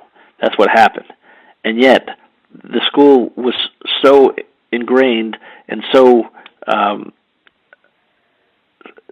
beholden to this concept of Faglietta as Messiah-like coach and exemplar that it could just completely break from him and give him the recognition he deserved, which was none. Well, really, the recognition he deserved was a call to the police to have the police begin an investigation.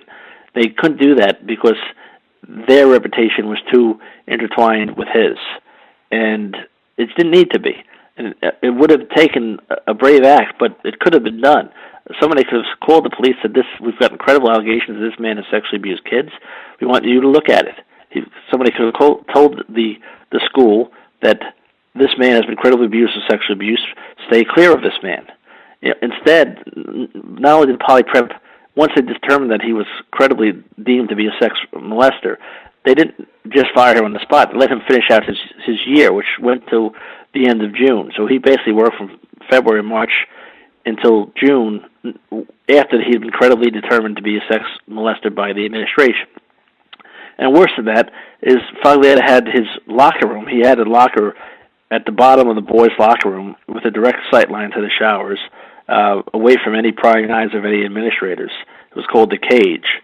It was aptly named. It was a cage locker room with a bunch of wire and steel, and this is where he conducted his affairs, nefarious affairs, far from the eyes of any administration, from any females, from anybody who had anything to do to stop him. He had his little fiefdom, and they kept him in there throughout the time that he left, even after they received credible allegations that he had molested kids. They just were too wrapped up into the aura of Foglietta, the image of Foglietta, and the myth of Foglietta to take actions to deal appropriately with the truth of Foglietta.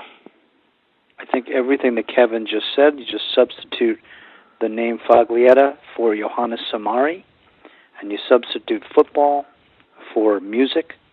He was a world-famous conductor. He had a lot of money. He had real live Monets on his wall, and he was a very wealthy man. He drove expensive sports cars. He would take his students all around the world, and he would have them perform at places like Carnegie Hall. And he dangled in front of the students the opportunity to be a part of this. And for some students and their parents who thought that they were going to make a living in the New York Philharmonic or playing at Carnegie Hall, it was too much to lose to see him as anything other than this great conductor. And he was a great conductor. He had, again, I was not in his world. I was not a musical kid. But people who I respected and went on to do amazing things, say he was an incredible teacher. He was an amazing musician, and he turned them on to so many things. So he was at this time, in the way that Foglietta was a football coach, he was this incredible, he had this aura about him of genius.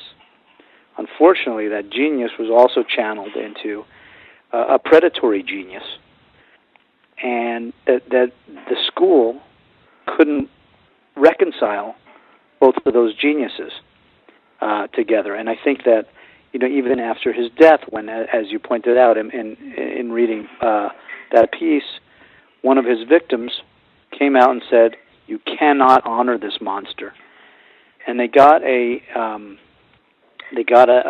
approval of the then headmaster, Tom Kelly, that they weren't going to do anything. But then they went back on the word because I can only believe, and I don't have proof for this, that some sort of money was being exchanged. The Samaris are a very wealthy family. He was bringing a lot of prestige to the school. He built this state-of-the-art arts department, music, and it was just an incredibly cultured thing that he brought to the school. Everybody loved it. And so they could, quote-unquote, live with his 43 years. 43 years he taught there.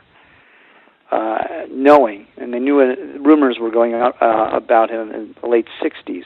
It's actually very similar to the Poly Prep case. And hard physical evidence in 1993 from the letter I mentioned before, and yet he's allowed to teach until his retirement in 2002. So the aura and the myth was, as Kevin said, it was so big, and he also had a raging temper that nobody wanted to deal with. It was also probably one of his tools. Nobody wanted, and so, okay, let him do his thing. He's got his thing. He's bringing money in. No harm, no foul. But there was a lot of harm, and there was a lot of fouls. Yeah, it's fascinating. Almost the parallels between the two. I didn't really think about it that way, but knowing what you're telling me about Mr. Samari, that there really is a lot of striking parallels. Coach Foglietta was, and he was the alpha male. The best way I can describe him, he was the alpha male of the school, and there wasn't a close second. Wow. Right, and he's bringing money and he's bringing prestige, and you're winning games. It's going to take a very powerful administrator to look that in the face, and also the money that he's bringing in. And the positive side of it, which I never mention to my guys because they get offended by this, but it's true if you want to know the true picture of Foglietta. he did have an enormous positive impact on a lot of kids. He was a very influential, positive figure in kids that he sought to help and didn't abuse. That's a fact. And that I tell people that the monster was only the monster because of the man in full. The man in full was allowed the monster to flourish, because without the full man doing what he was doing, there's no way that the monster would have been able to get away with what he got away with. Right. The cows, again, our guests, Mr. Attorney Kevin Mulhearn, Amos Kamil. Real pleasure to have them both on the program. Folks out there, if you're listening, if you have questions, don't wait till the last minute. Get your hand up, 760-569-7676, and the code is 564-943#. I know a lot of the perpetrators in these separate cases, Horace Mann and Poly Prep, they're deceased, but as Mr. Kamil, as you touched on, that's not true for all of them. Some of the perpetrators, they are still alive, and the New York Times, they actually did a follow-up piece with one of the alleged molesters who admitted that, yes, he did have sexual contact with several of his students. Tech Young Lin, you can read that report also at thenewyorktimes.com. Retired Horace Mann teacher admits to sex with students. And just reading a piece of it, because I think this has come up quite a bit in both of these separate incidents. He said, this is from Mr. Lin, who lives near Santa Cruz, California, said that no coercion had been used. The only thing I can assure you of was that everything I did was in warmth and affection and not a power play, he said. I may have crossed societal boundaries. If I did, I am sorry. And there's a lot of talk about how things were very different 40, 50 years ago. The way that we think about pedophilia, the way that we think about child molestation now was not the case 40, 50 years ago. So what did you make of Mr. Lin, who I believe the English department was named after him? What did you make of those comments? Well, first of all, the English department is no longer named after him after that article. You'll be happy to know. I saw right through it. I think if you look at the language very carefully, the line you just read, I may have, he qualifies everything. If I hurt people, I may have crossed societal boundaries. You may have. You did. They knew it was wrong in the 70s. You knew it was wrong in the 20s. I have since then. People were outraged by his response and his trying to locate it in the past. I got an open letter from a co-worker of his, an English teacher named Joyce Fitzpatrick, and it's a scathing letter saying she doesn't know what moral universe that man's living on. She was taught at the same school. She knew it was not right to sleep with students. And she also gets into what is power and what is not. Lynn's thing, if Aguieros was football and Somari was music, Lynn's thing was this sort of gentle Taoist philosophy. That it was sort of fortune cookie philosophy. And he had, just like Somari, a swirl of people around him. He had a cult of personality surrounded him at all times. And so, yeah, maybe it wasn't forced sex in the rape sense, but it certainly was, because the power dynamic is so strong in the teacher-student relationship, what he used was his words and his mind and his stories and his quote-unquote spirituality and his love of plants. And that was the thing that he used to lure his bait. And everybody thought he was he walked around like a prophet. And slowly he was sifting through, and he slept with kids. Now, it might have been very warm and gentle on his side, and it may have been experienced by the 15 and 16-year-olds that he was sleeping with as that on their side at the time. Because, but at the end of the day, they were coerced. And they didn't have the ability to say no. They were just emerging sexually, and they didn't have the ego strength to say no to a revered mentor. So I found it very problematic and pretty incredible that he actually admitted it. That's pretty rare. Well, you realize almost that was the NAMBLA mindset, the National Association of Man-Boy Love, which says that it's a natural thing for an adult male to have sexual relations with a child male. This is the mindset. And I read that piece of Mr. Lin, and I thought I was living in a bizarro world where he would, but it shows you the extent to which these guys can actually justify this conduct and actually rationalize it in their own mind. He's convinced himself, I have no doubt, because if he didn't convince himself, he never would have made a statement for public attribution. He's convinced himself that what he did was okay. And a lot of other people who engaged in the same kind of acts have done the same thing. And most tragically, people who had supervisory responsibility over these people also either implicitly or tacitly have said the same thing. What went on isn't that bad. We can accept it.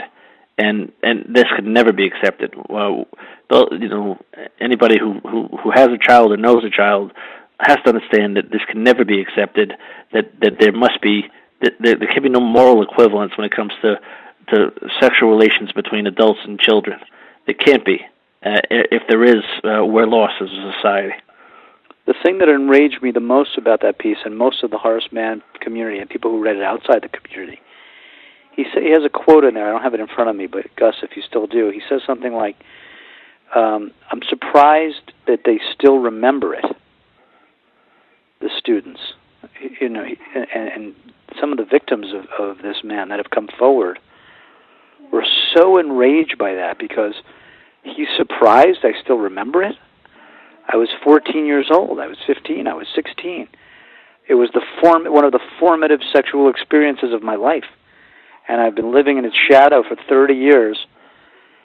And I love this man and I hate him. And he's surprised that I remember it? That was just the level of insanity that these guys live in, that they can't even relate to how it affects other people. I do have it in front of me. Reading right from the article, Mr. Lin was articulate in the interview, sometimes philosophical, and a bit puzzled by the resurfacing of the past. Direct quote, "I'm surprised they remember," he said, referring to the students. "It was all so casual and warm." For him. Are either of you, when I was checking out information on both of these incidents, I was surprised to see that some of the alumni, their students, are now also attending Horace Mann or Poly Prep. Does that surprise either of you? Yeah, I wouldn't say surprised at this point after what I've learned about these. I think people just have a way of saying, you know what, that happened in the past. So there were some bad apples out there. I'm going to, still a good school. I'm just going to prepare my kid. Yeah, I certainly would have a hard time sending my kid there. Yeah, I think that there has to be accountability before if right now Horace Mann is kind of at a critical test. These allegations have just surfaced publicly recently in the last few weeks.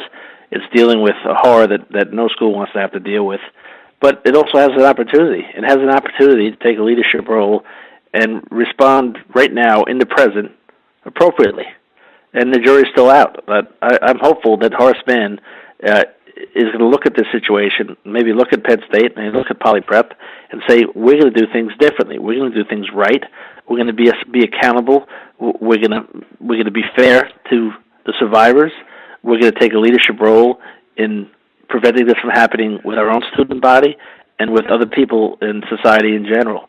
I think in some perverse and somewhat macabre way, this public exposure that Amos's article brought about might give Horace Mann an opportunity to take a real positive, constructive leadership role in trying to reconcile these horrendous acts from 10, 20, 30 years ago.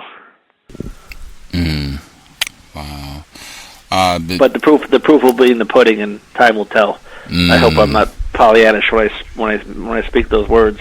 I don't know what Horace Mann is going to do, but I certainly think they have an opportunity to do the right thing. Time will tell. Time will tell. Before we wrap things up, I've been asking, since we've been talking about this topic a lot, CNN did a piece, Don Lemon, who has admitted to being a victim of child sexual molestation. He was speaking with Dr. James Cantor. Dr. Cantor, he published an article the day that Sandusky was convicted. And the article, he talked about saying that there's a difference between pedophilia and child molestation. And they did about a 4-minute interview, and it starts with Don Lemon saying that he felt sorry for Jerry Sandusky, seeing him let off in handcuffs, and that this guy, he's likely going to spend the rest of his life in jail, that he felt sorry for him, that he didn't celebrate that moment at all, and it was tough to see him, shuffled off to go to jail.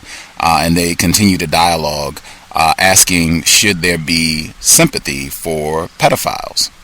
And I'm curious if you all have seen that.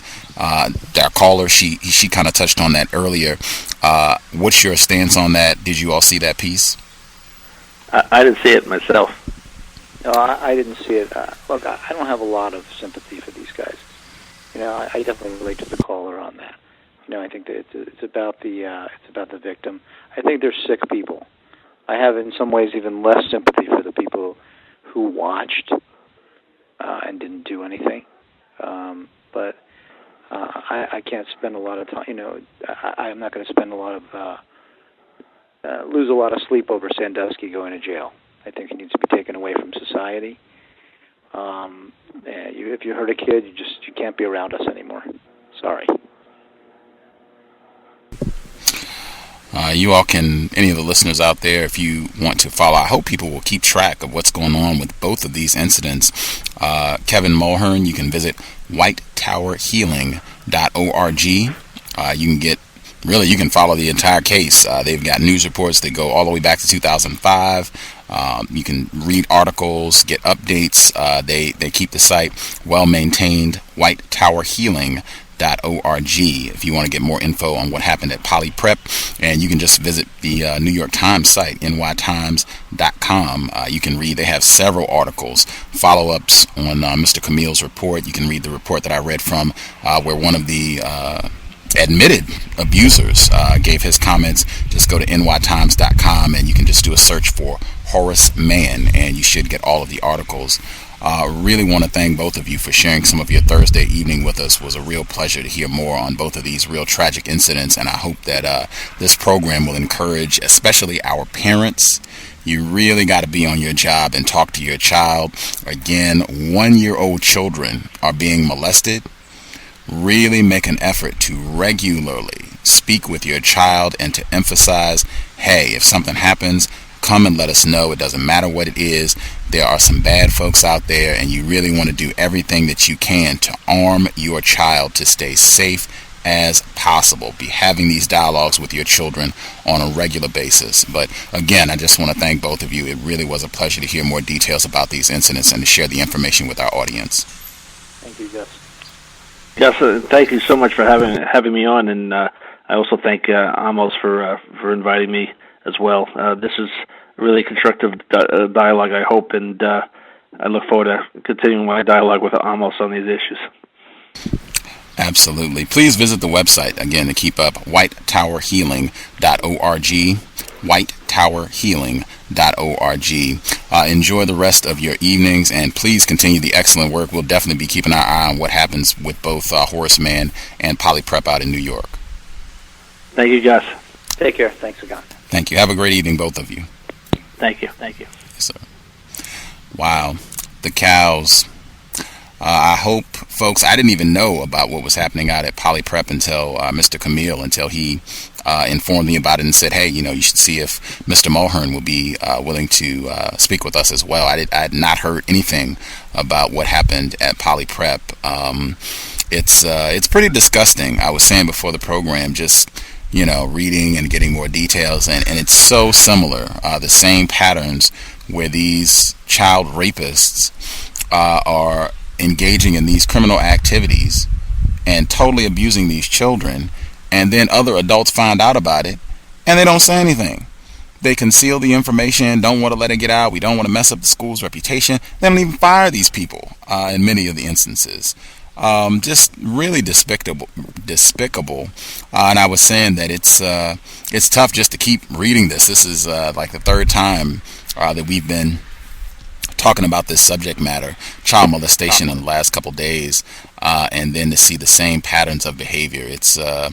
It's pretty revolting, but I hope it has been constructive. I hope people are learning, and more than anything, anyone out there, if you have children, if you work with children, you care about children, really make an effort to share this information with them. We are not in an environment that is conducive to the protection and safety of children. You really got to make an effort to let them know, hey, you got to be on your toes, be mindful. I don't care if it's a teacher, a coach, a music instructor, family member, you really got to be on your toes. And frequently, it's, as I think one of our guests touched on, I don't remember which one, but they touched on the fact that it's not, the molester generally is not someone that's this savage person that you wouldn't want to be around. It's generally someone who is great with children. I think Mr. Mulhearn, he was saying they generally have a phenomenal understanding of child psychology. Child molesters he was talking about. You really got to be on your toes. Just talk to your child, observe. I think several of our guests, they've also touched on the fact that a lot of children, they don't speak out about this. It's difficult. They feel like they're not going to be believed. It's humiliating. A lot of children, it is very difficult to open up about this sort of thing. So you also need to be mindful. If you see dramatic shifts in your child's behavior, if they start acting out, if they, are expressing that they don't want to be around a certain person, maybe they don't want to go to school, that could be signs that something has happened.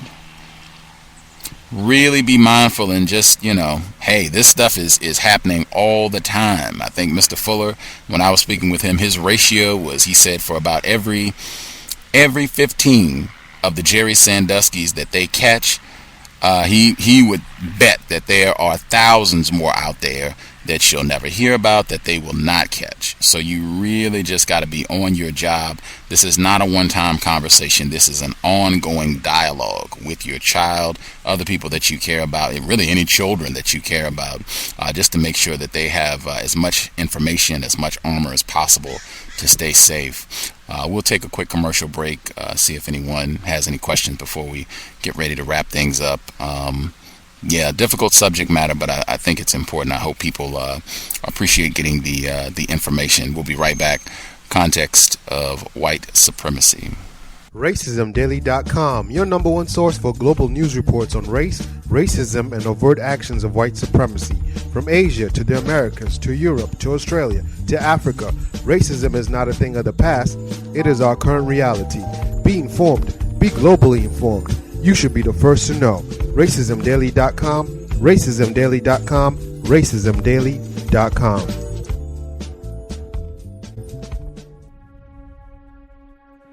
Is racism hurting you? On issues of race, are you unable to speak, think, and act with clarity and confidence? Are you tired of laughing when nothing is funny, smiling when you are not happy, agreeing when you really disagree?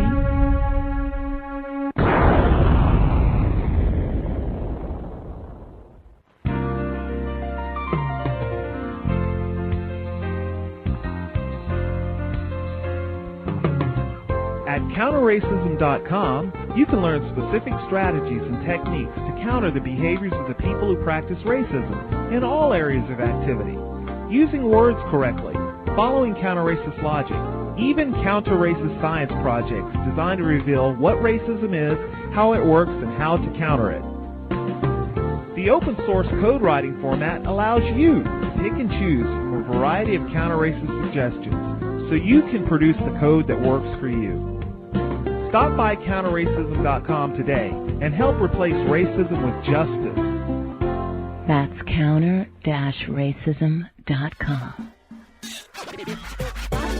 Do you need a one-stop shop for all of your multimedia needs? Triumphant Multimedia is a skilled team of professionals with a passion for great marketing and chic design. Our specialties include consulting, brand development, copywriting, and creative graphic design that's second to none. We also offer photography, photo retouching, videography, and video editing. At Triumphant Multimedia, our goal is to provide highly effective creative solutions built to suit any individual need or budget. Give us a call at 678-732-8067 or check us out online at trimultimedia.com.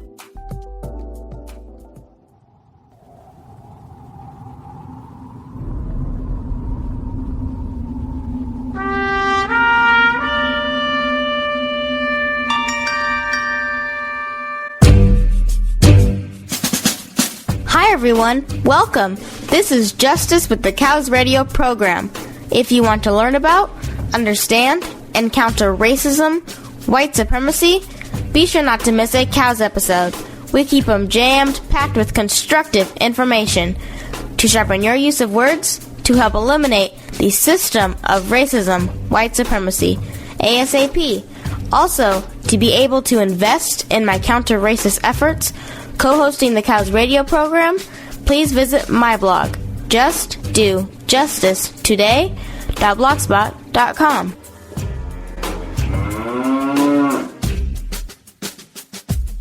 You're just saying just buckets and buckets of words. I got an uncle real crazy. My Uncle B, 55 years old, hates white people, married to a white lady. And he sit around going, these crackers ain't shit, except for Susan. And he tried to explain the whole thing to me one day, say, yeah, I got a white wife, I love her, she love me, that's all that matter. But I tell you this, if the revolution ever come, I'll kill her first. Just to show these crackers I mean business. Motherfucking cracker ass, motherfucking cracker. Shit cracker, motherfucker. Hey, hi, honey. Motherfucking cracker, I'll kill my cracker kids too.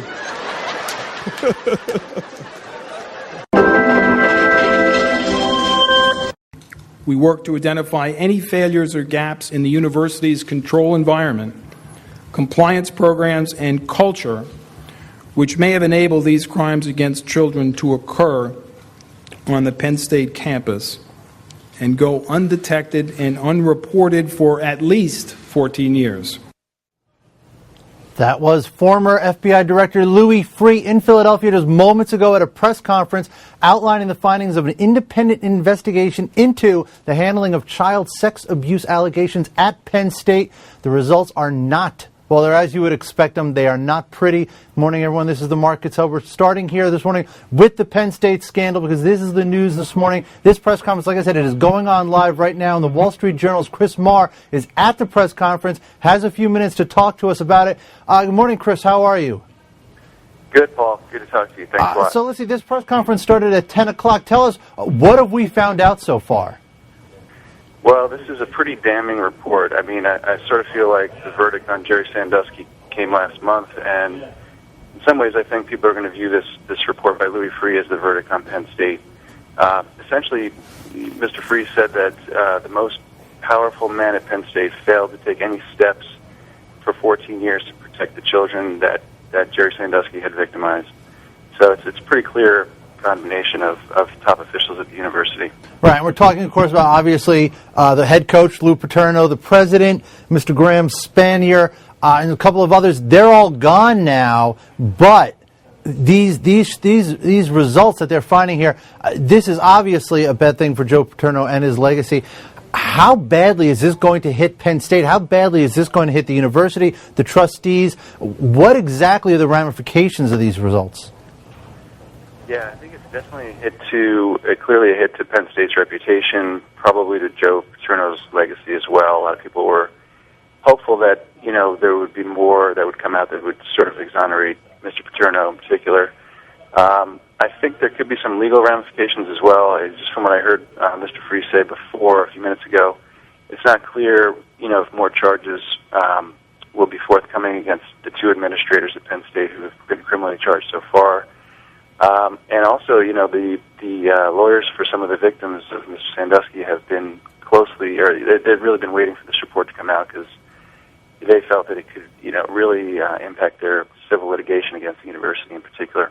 Right. I think a lot of the defense in the early days of this was, well, we didn't really know. We didn't know exactly what we were looking at. We didn't know exactly what was going on. But this report sort of lays out step by step on a timeline exactly what was going on, what they saw, and what they didn't do. Isn't that right?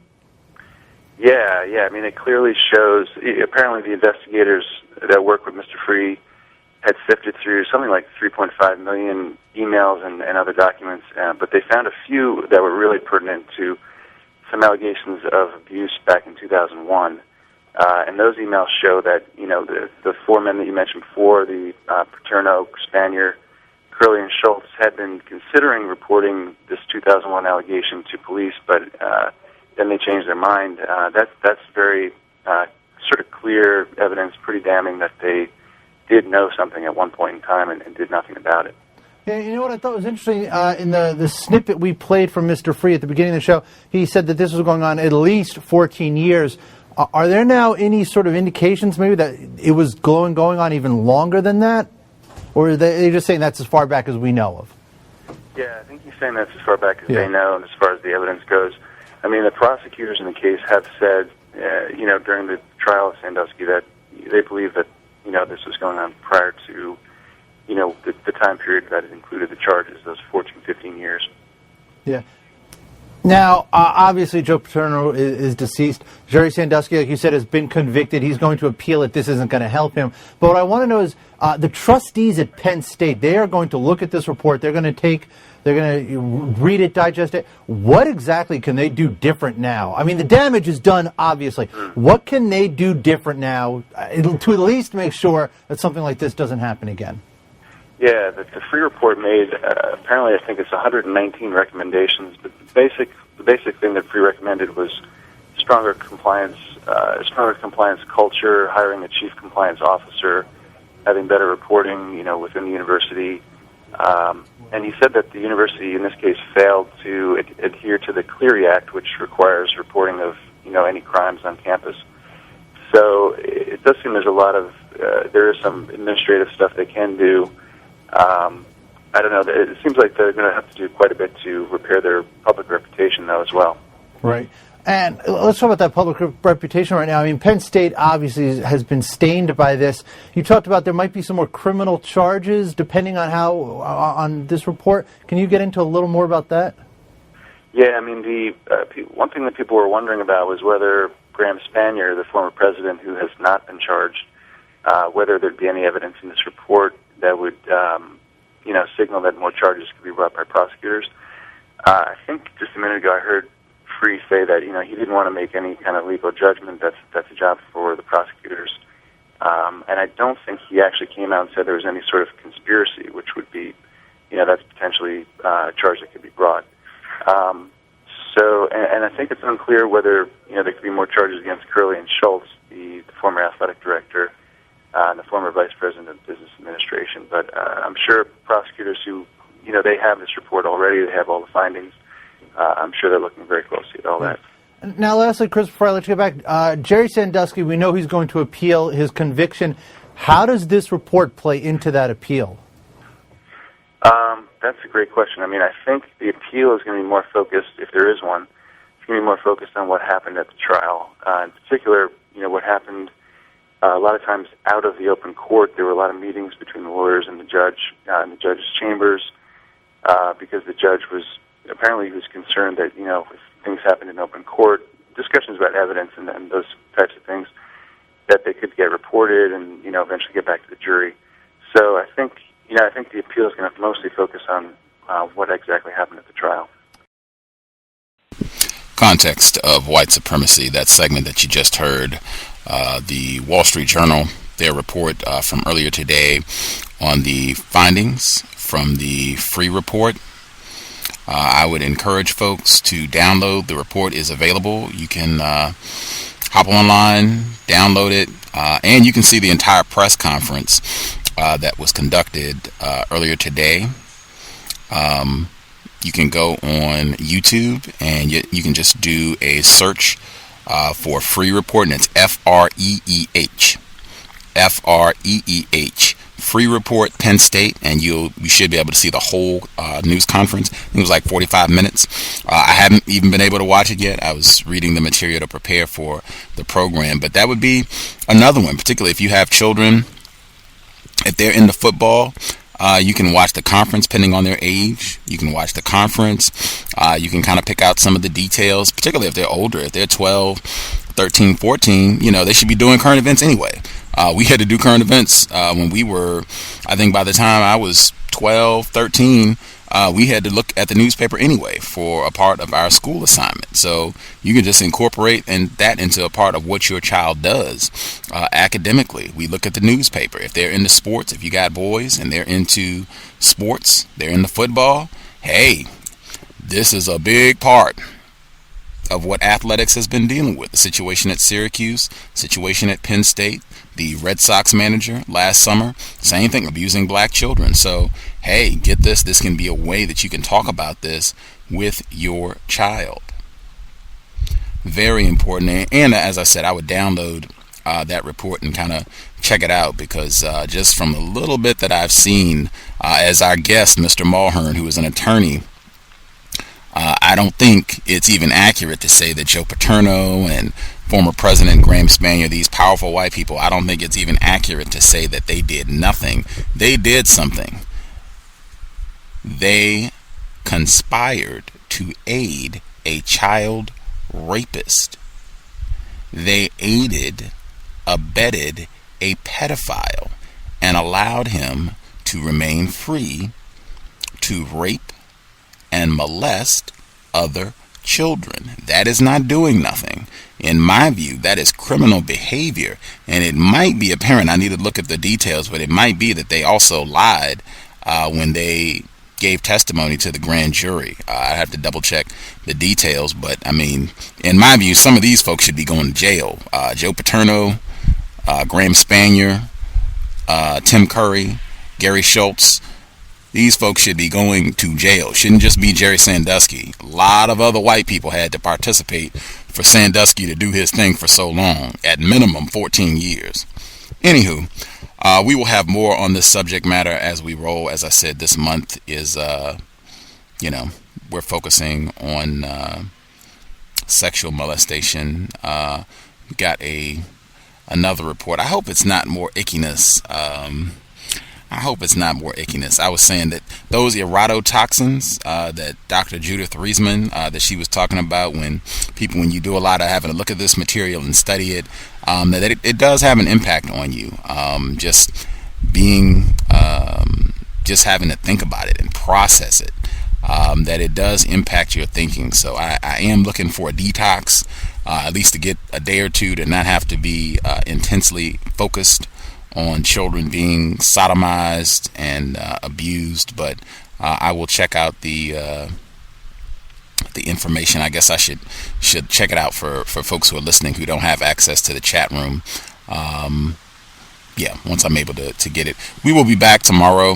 We're doing a program. We finished up Urugu, getting the blog post done. Oh, the link is not working, sir. If you want to post it without typing anything, you don't have that much room to type in the chat room. I didn't get the entire link. I'm missing enough of it that I don't have access to it.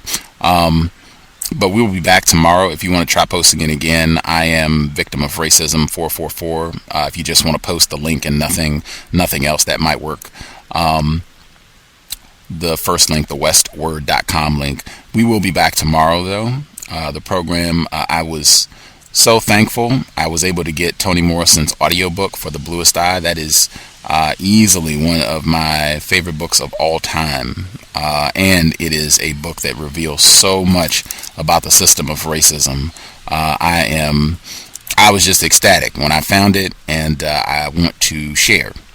I'm going to play the whole audiobook, obviously not in one program, but doing it book club. What I wanted with Urugu, I know for a lot of people that big 600 page book was intimidating for a lot of listeners, I suspect, and people weren't able to keep up with the reading or didn't want to read that. I'm hoping with Bluest Eye, since I have it as an audiobook, that people will be able to just tune in and listen. And we can do the book club that way. So we listen to the book. You can take notes or write down or just think, process as you're hearing it. And then people can share. So I can play a little bit, maybe 20 minutes, stop, and people can dial in. We can discuss and move forward that way. Now, if people are not participating, then we can cut it short. I'm only doing this because I'm trying to figure out different ways to kind of get a book club going, to encourage people to do some reading, some studying on racism, white supremacy. There's so many books out there that have information that I think would be helpful. So I'm trying to pick out some of the books that I'm a big fan of, and The Bluest Eye is one. And it's fiction. It's not very long. This book, I read it in one day. And this was back when I was not an avid reader. This was back when I really didn't enjoy reading very much at all. And I read this book in one day. It's that good. And it's all about racism. It's all about racism, white supremacy, and what happens to, especially what happens to black children growing up in an environment where white is worshipped and revered, black is despised, degraded. Toni Morrison's The Bluest Eye. It is one of my favorite books of all time. Starting tomorrow, we'll go through the audiobook, 8 p.m. Eastern, 5 p.m. Pacific. I don't know how much of it I'll play, depending on, participation as well. If people are actually dialing in to ask questions and share their views about the material, then we can do more. If not, then I will probably lose interest. But I can only say that book, I have read it more than 5 times. It's phenomenal. I can't even say. Every time that I've read it, every time that I've listened to it, I learned something new. And she's talking explicitly about racism, white supremacy. So we'll start that tomorrow, and hopefully people will be dialing in to share their views. I think I do actually have the article, the link that the person was posting. It's on westword.com, Stalking the Boogeyman. Stalking the Boogeyman. If folks want to check that out, I think I got it. Stalking the Boogeyman. You can check it out at westword.com. Westword.com. Thank you for posting it more than once. Alrighty. I will check, see if anyone has anything they want to share before the program wraps up. The person S.5301. Do you have anything you want to share before we get ready to close things out?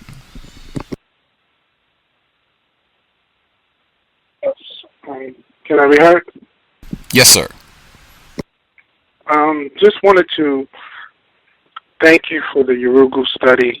Although I was unable to call in last Friday, I did read the book. It was my second time. My wife is probably up to page 300, so she's been downloading the Friday shows to her iPhone and listening to them on the train, so it's been helpful to her, so thank you for that. And the other thing, thank you for all of the callers who contributed to the call the other day. I forgot what the female's name was. I think it was Sylvia Coleman. I listened to that show on my phone today, and it was extremely helpful to me as a person who's survived childhood sexual abuse to hear that particular show. So I would encourage anyone who's listening now to go back and listen to that show. I thought it was very constructive. Absolutely. This is not, anything that I did. It's just Sylvia Coleman has a lot of great information. Her website is blacksurvivors.org. blacksurvivors.org. Wealth of great information. You can check out her book as well. It is Creating a New Normal. That's it. Creating a New Normal. Her book, and you can visit the website. Her efforts, that's how I found out about our guest yesterday, the admitted racist Valerie Jackson from the UK. Her book, Racism and Child Protection.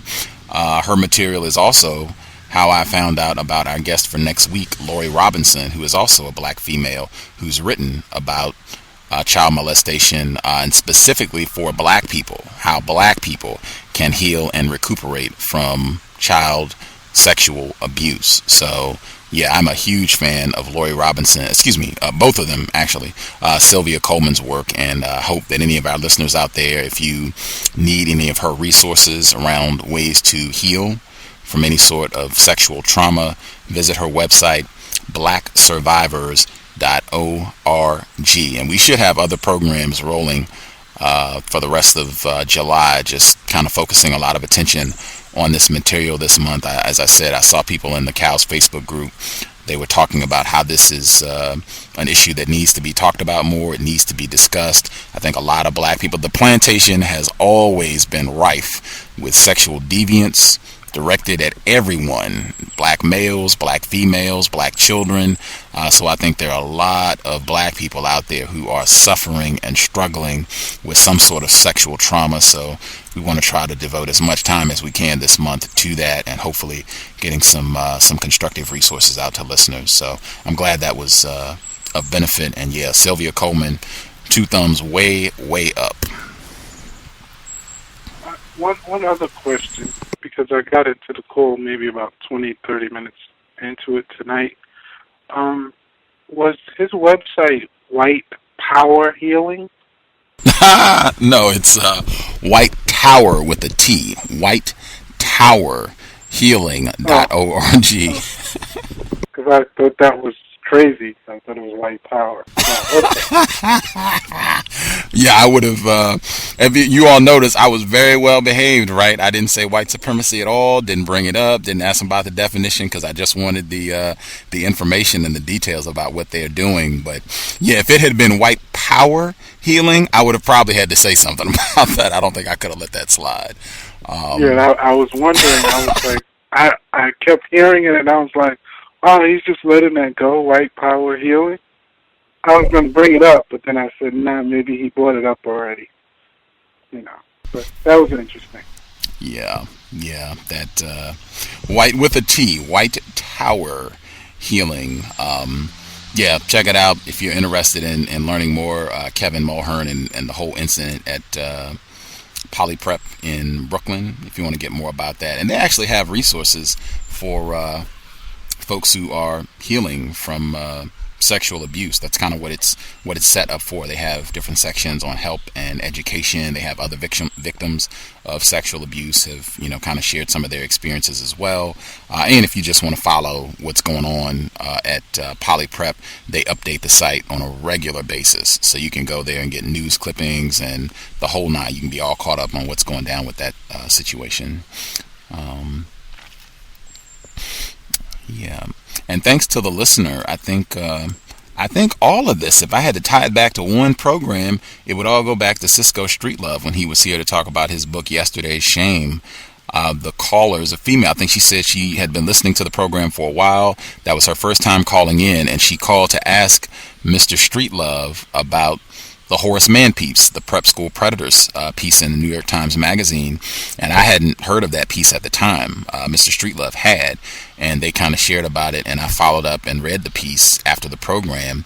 And that site, that was how I found Sylvia Coleman. That site had resources to different websites for victims of sexual trauma, and they had a link to Sylvia Coleman's website. So just having Mr. Streetlove on and talking about child molestation with him, that plugged me into a lot of other resources about sexual trauma. So thanks to that listener, and yeah, I hope people have benefited from us kind of being focused on this issue for a while.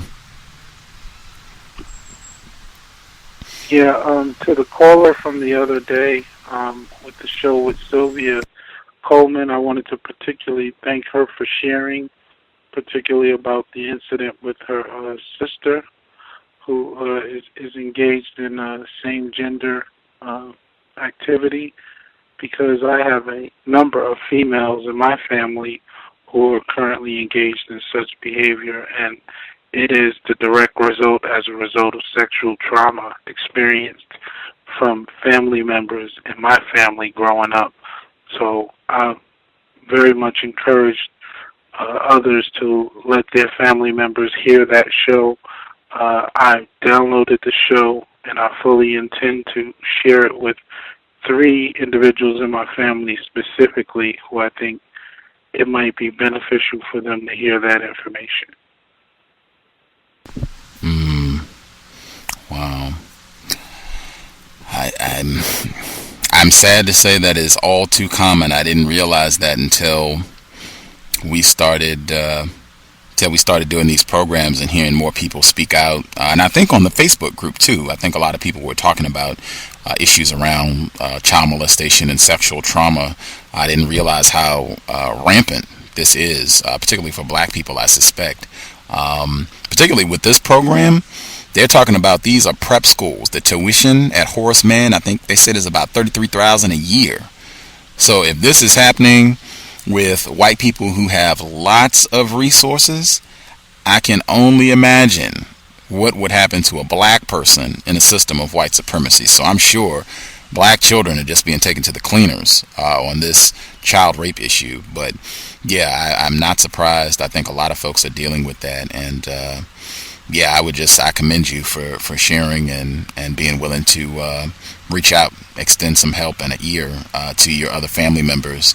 And yeah, if you have any suggestions, other programs, resources, folks that you think we should try to talk to while we're addressing this issue, or questions, things you would like us to ask some of the folks that are going to be coming on who have some expertise in this area, definitely let me know. I really want to try to be of service to people who might not be willing to call in and ask questions around this issue. I know it's not the easiest thing to talk about, but yeah, I want to try to use the program as much as possible to get info out to folks who might be in need. I wanted to suggest a book, an audio book. It's by Donna Franklin, and it's called What's Love Got to Do with It? I believe that's the title. It talks about the relations between black males and black females, and she takes it all the way back from slavery until today and talks about why there's so much discord. But she specifically talks about the molestation and the sexual trauma experienced by victims of racism from slavery up until today. And I listened to the book about a year or two ago, and listened to it a few other times, listened to it with my wife, and we both found it very constructive, and I think that it would probably be a very good book, an audio book, to play on the show, or at least portions of it, particularly for other victims of sexual trauma. Donna Franklin, Black Males and Black Females. What's the title of? Oh, What's Love Got to Do with It? What's Love Got to Do with It? Okay. Cool. I will see if she might be interested in chatting with us as well. Might benefit from hearing that. I think Sylvia Coleman, she connected that too. When she was talking about sexual trauma, she went back to slavery. That a lot of that trauma, it has its roots on the formal plantation under white supremacy. So yeah, I think a lot of if she's going the same, bringing up the same issue, then I think yeah, that would be constructive to hear from her.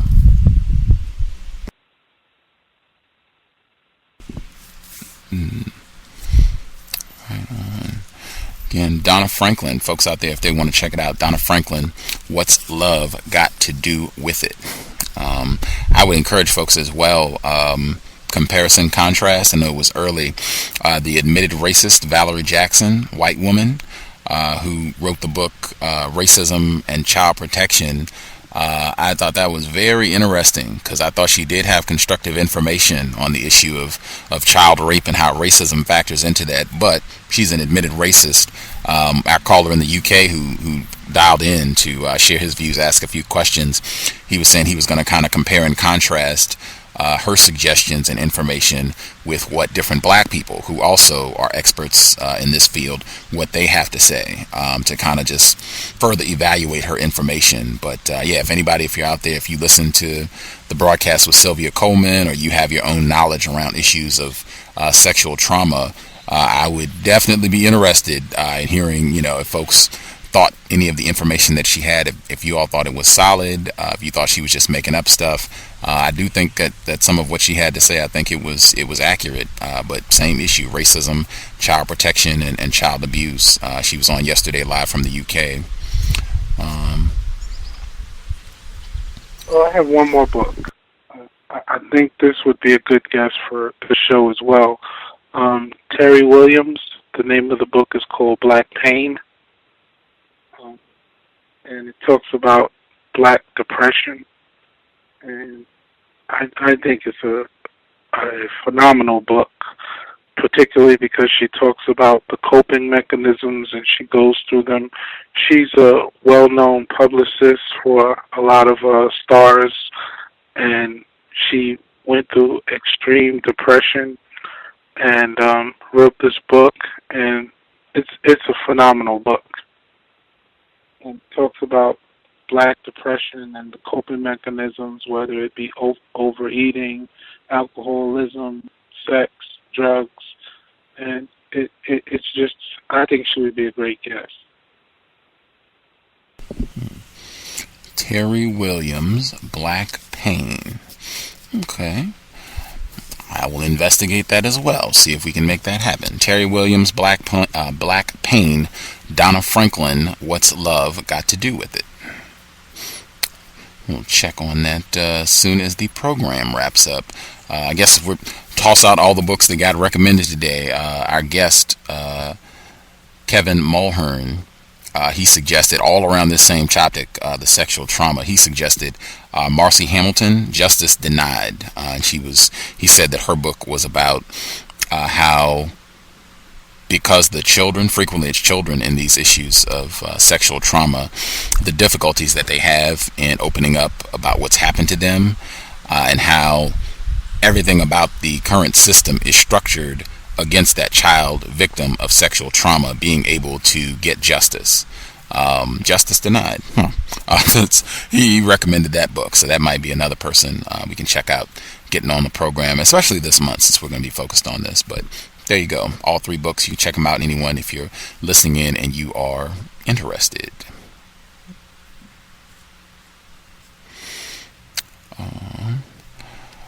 Cool. Okay.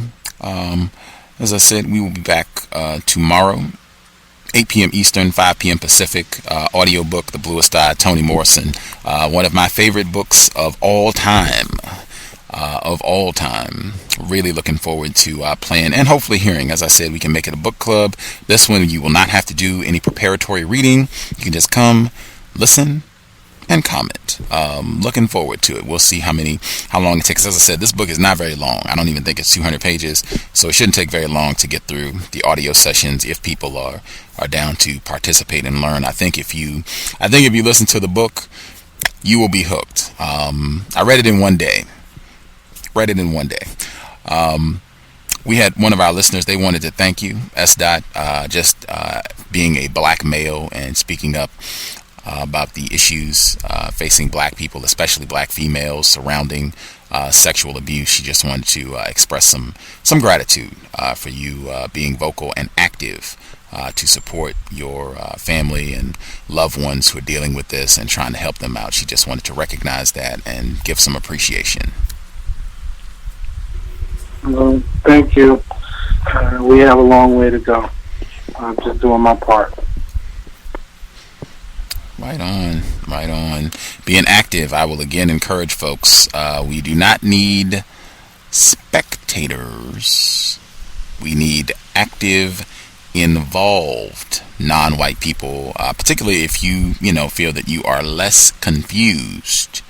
You certainly cannot be a spectator with regards to counter-racism. So be involved, be active, and looking for ways that you can be more active, doing things to help replace white supremacy with justice immediately. Thanks for the folks who dialed in. Again, I know this is not a pleasant issue, but hopefully constructive value talking about this, and we will proceed. We'll have more programs on this coming up, and we'll be on every day from now until I think next Tuesday. We'll be on every day. We'll be back tomorrow. The compensatory call-in is, of course, on Saturday. Mr. Fuller will be here on Sunday. We have 2 programs on Monday. Lori Robinson will be one of them, the late program. So stay tuned. We'll be active for the month of July, and especially active around issues of child sexual abuse. Invest if you think the program is constructive, listener supported. So we definitely appreciate folks who have made it possible for us to remain on the air. You can also support by sharing links, letting folks know that we're on. If you think it would benefit black people to hear from the program, share it with other black people, co-workers, family, friends, whomever, if they are not white. Share the cows with them if you think they would benefit from hearing the material. You can visit the blog, my blog, racism-notes.blogspot.com, racism-notes.blogspot.com. My PayPal is on the top. You can invest. You can also visit Justice's blog as well, justdojusticetoday.blogspot.com. We will be in on Friday. Thank you, everyone, for listening. I hope the program was constructive, and I would again just implore listeners, please talk to your children about racism and child sexual abuse. You are in dereliction of your duties as an attempted counter-racist parent if you are not having regular, not one time, not once every other month, but regular, ongoing dialogue on racism and child sexual molestation. Have to. I guarantee you. If you don't, Jerry Sandusky and the gang, they are going to have a ball with your confused child. Guaranteed. We'll be back tomorrow. Thank you, everybody, for tuning in. Prayer, I guess, S. Dot, are you interested, willing to give us a closing prayer before we wrap things up? Yes.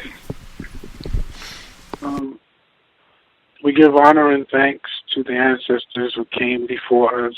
We ask for healing of their spirits, the many who were subjected to racism, subjected to sexual trauma, rape, and abuse at the hands of their enslavers. We ask for healing and deliverance for their descendants, those of us who continue to deal with this transgenerational curse that has been placed on us as global victims of racism, white supremacy. We ask for compassion as we go about the business of healing ourselves and healing our families. We ask for courage in confronting this ugly truth. We ask for strength and integrity in talking to our offsprings about this much-needed conversation and open dialogue that must be continuous. And we just ask for the strength and fortitude as we continue the much-needed work of replacing the global system of racism, white supremacy with justice immediately. Ashe. Ashe. Context of White Supremacy signing out. Thank you, everyone, for tuning in.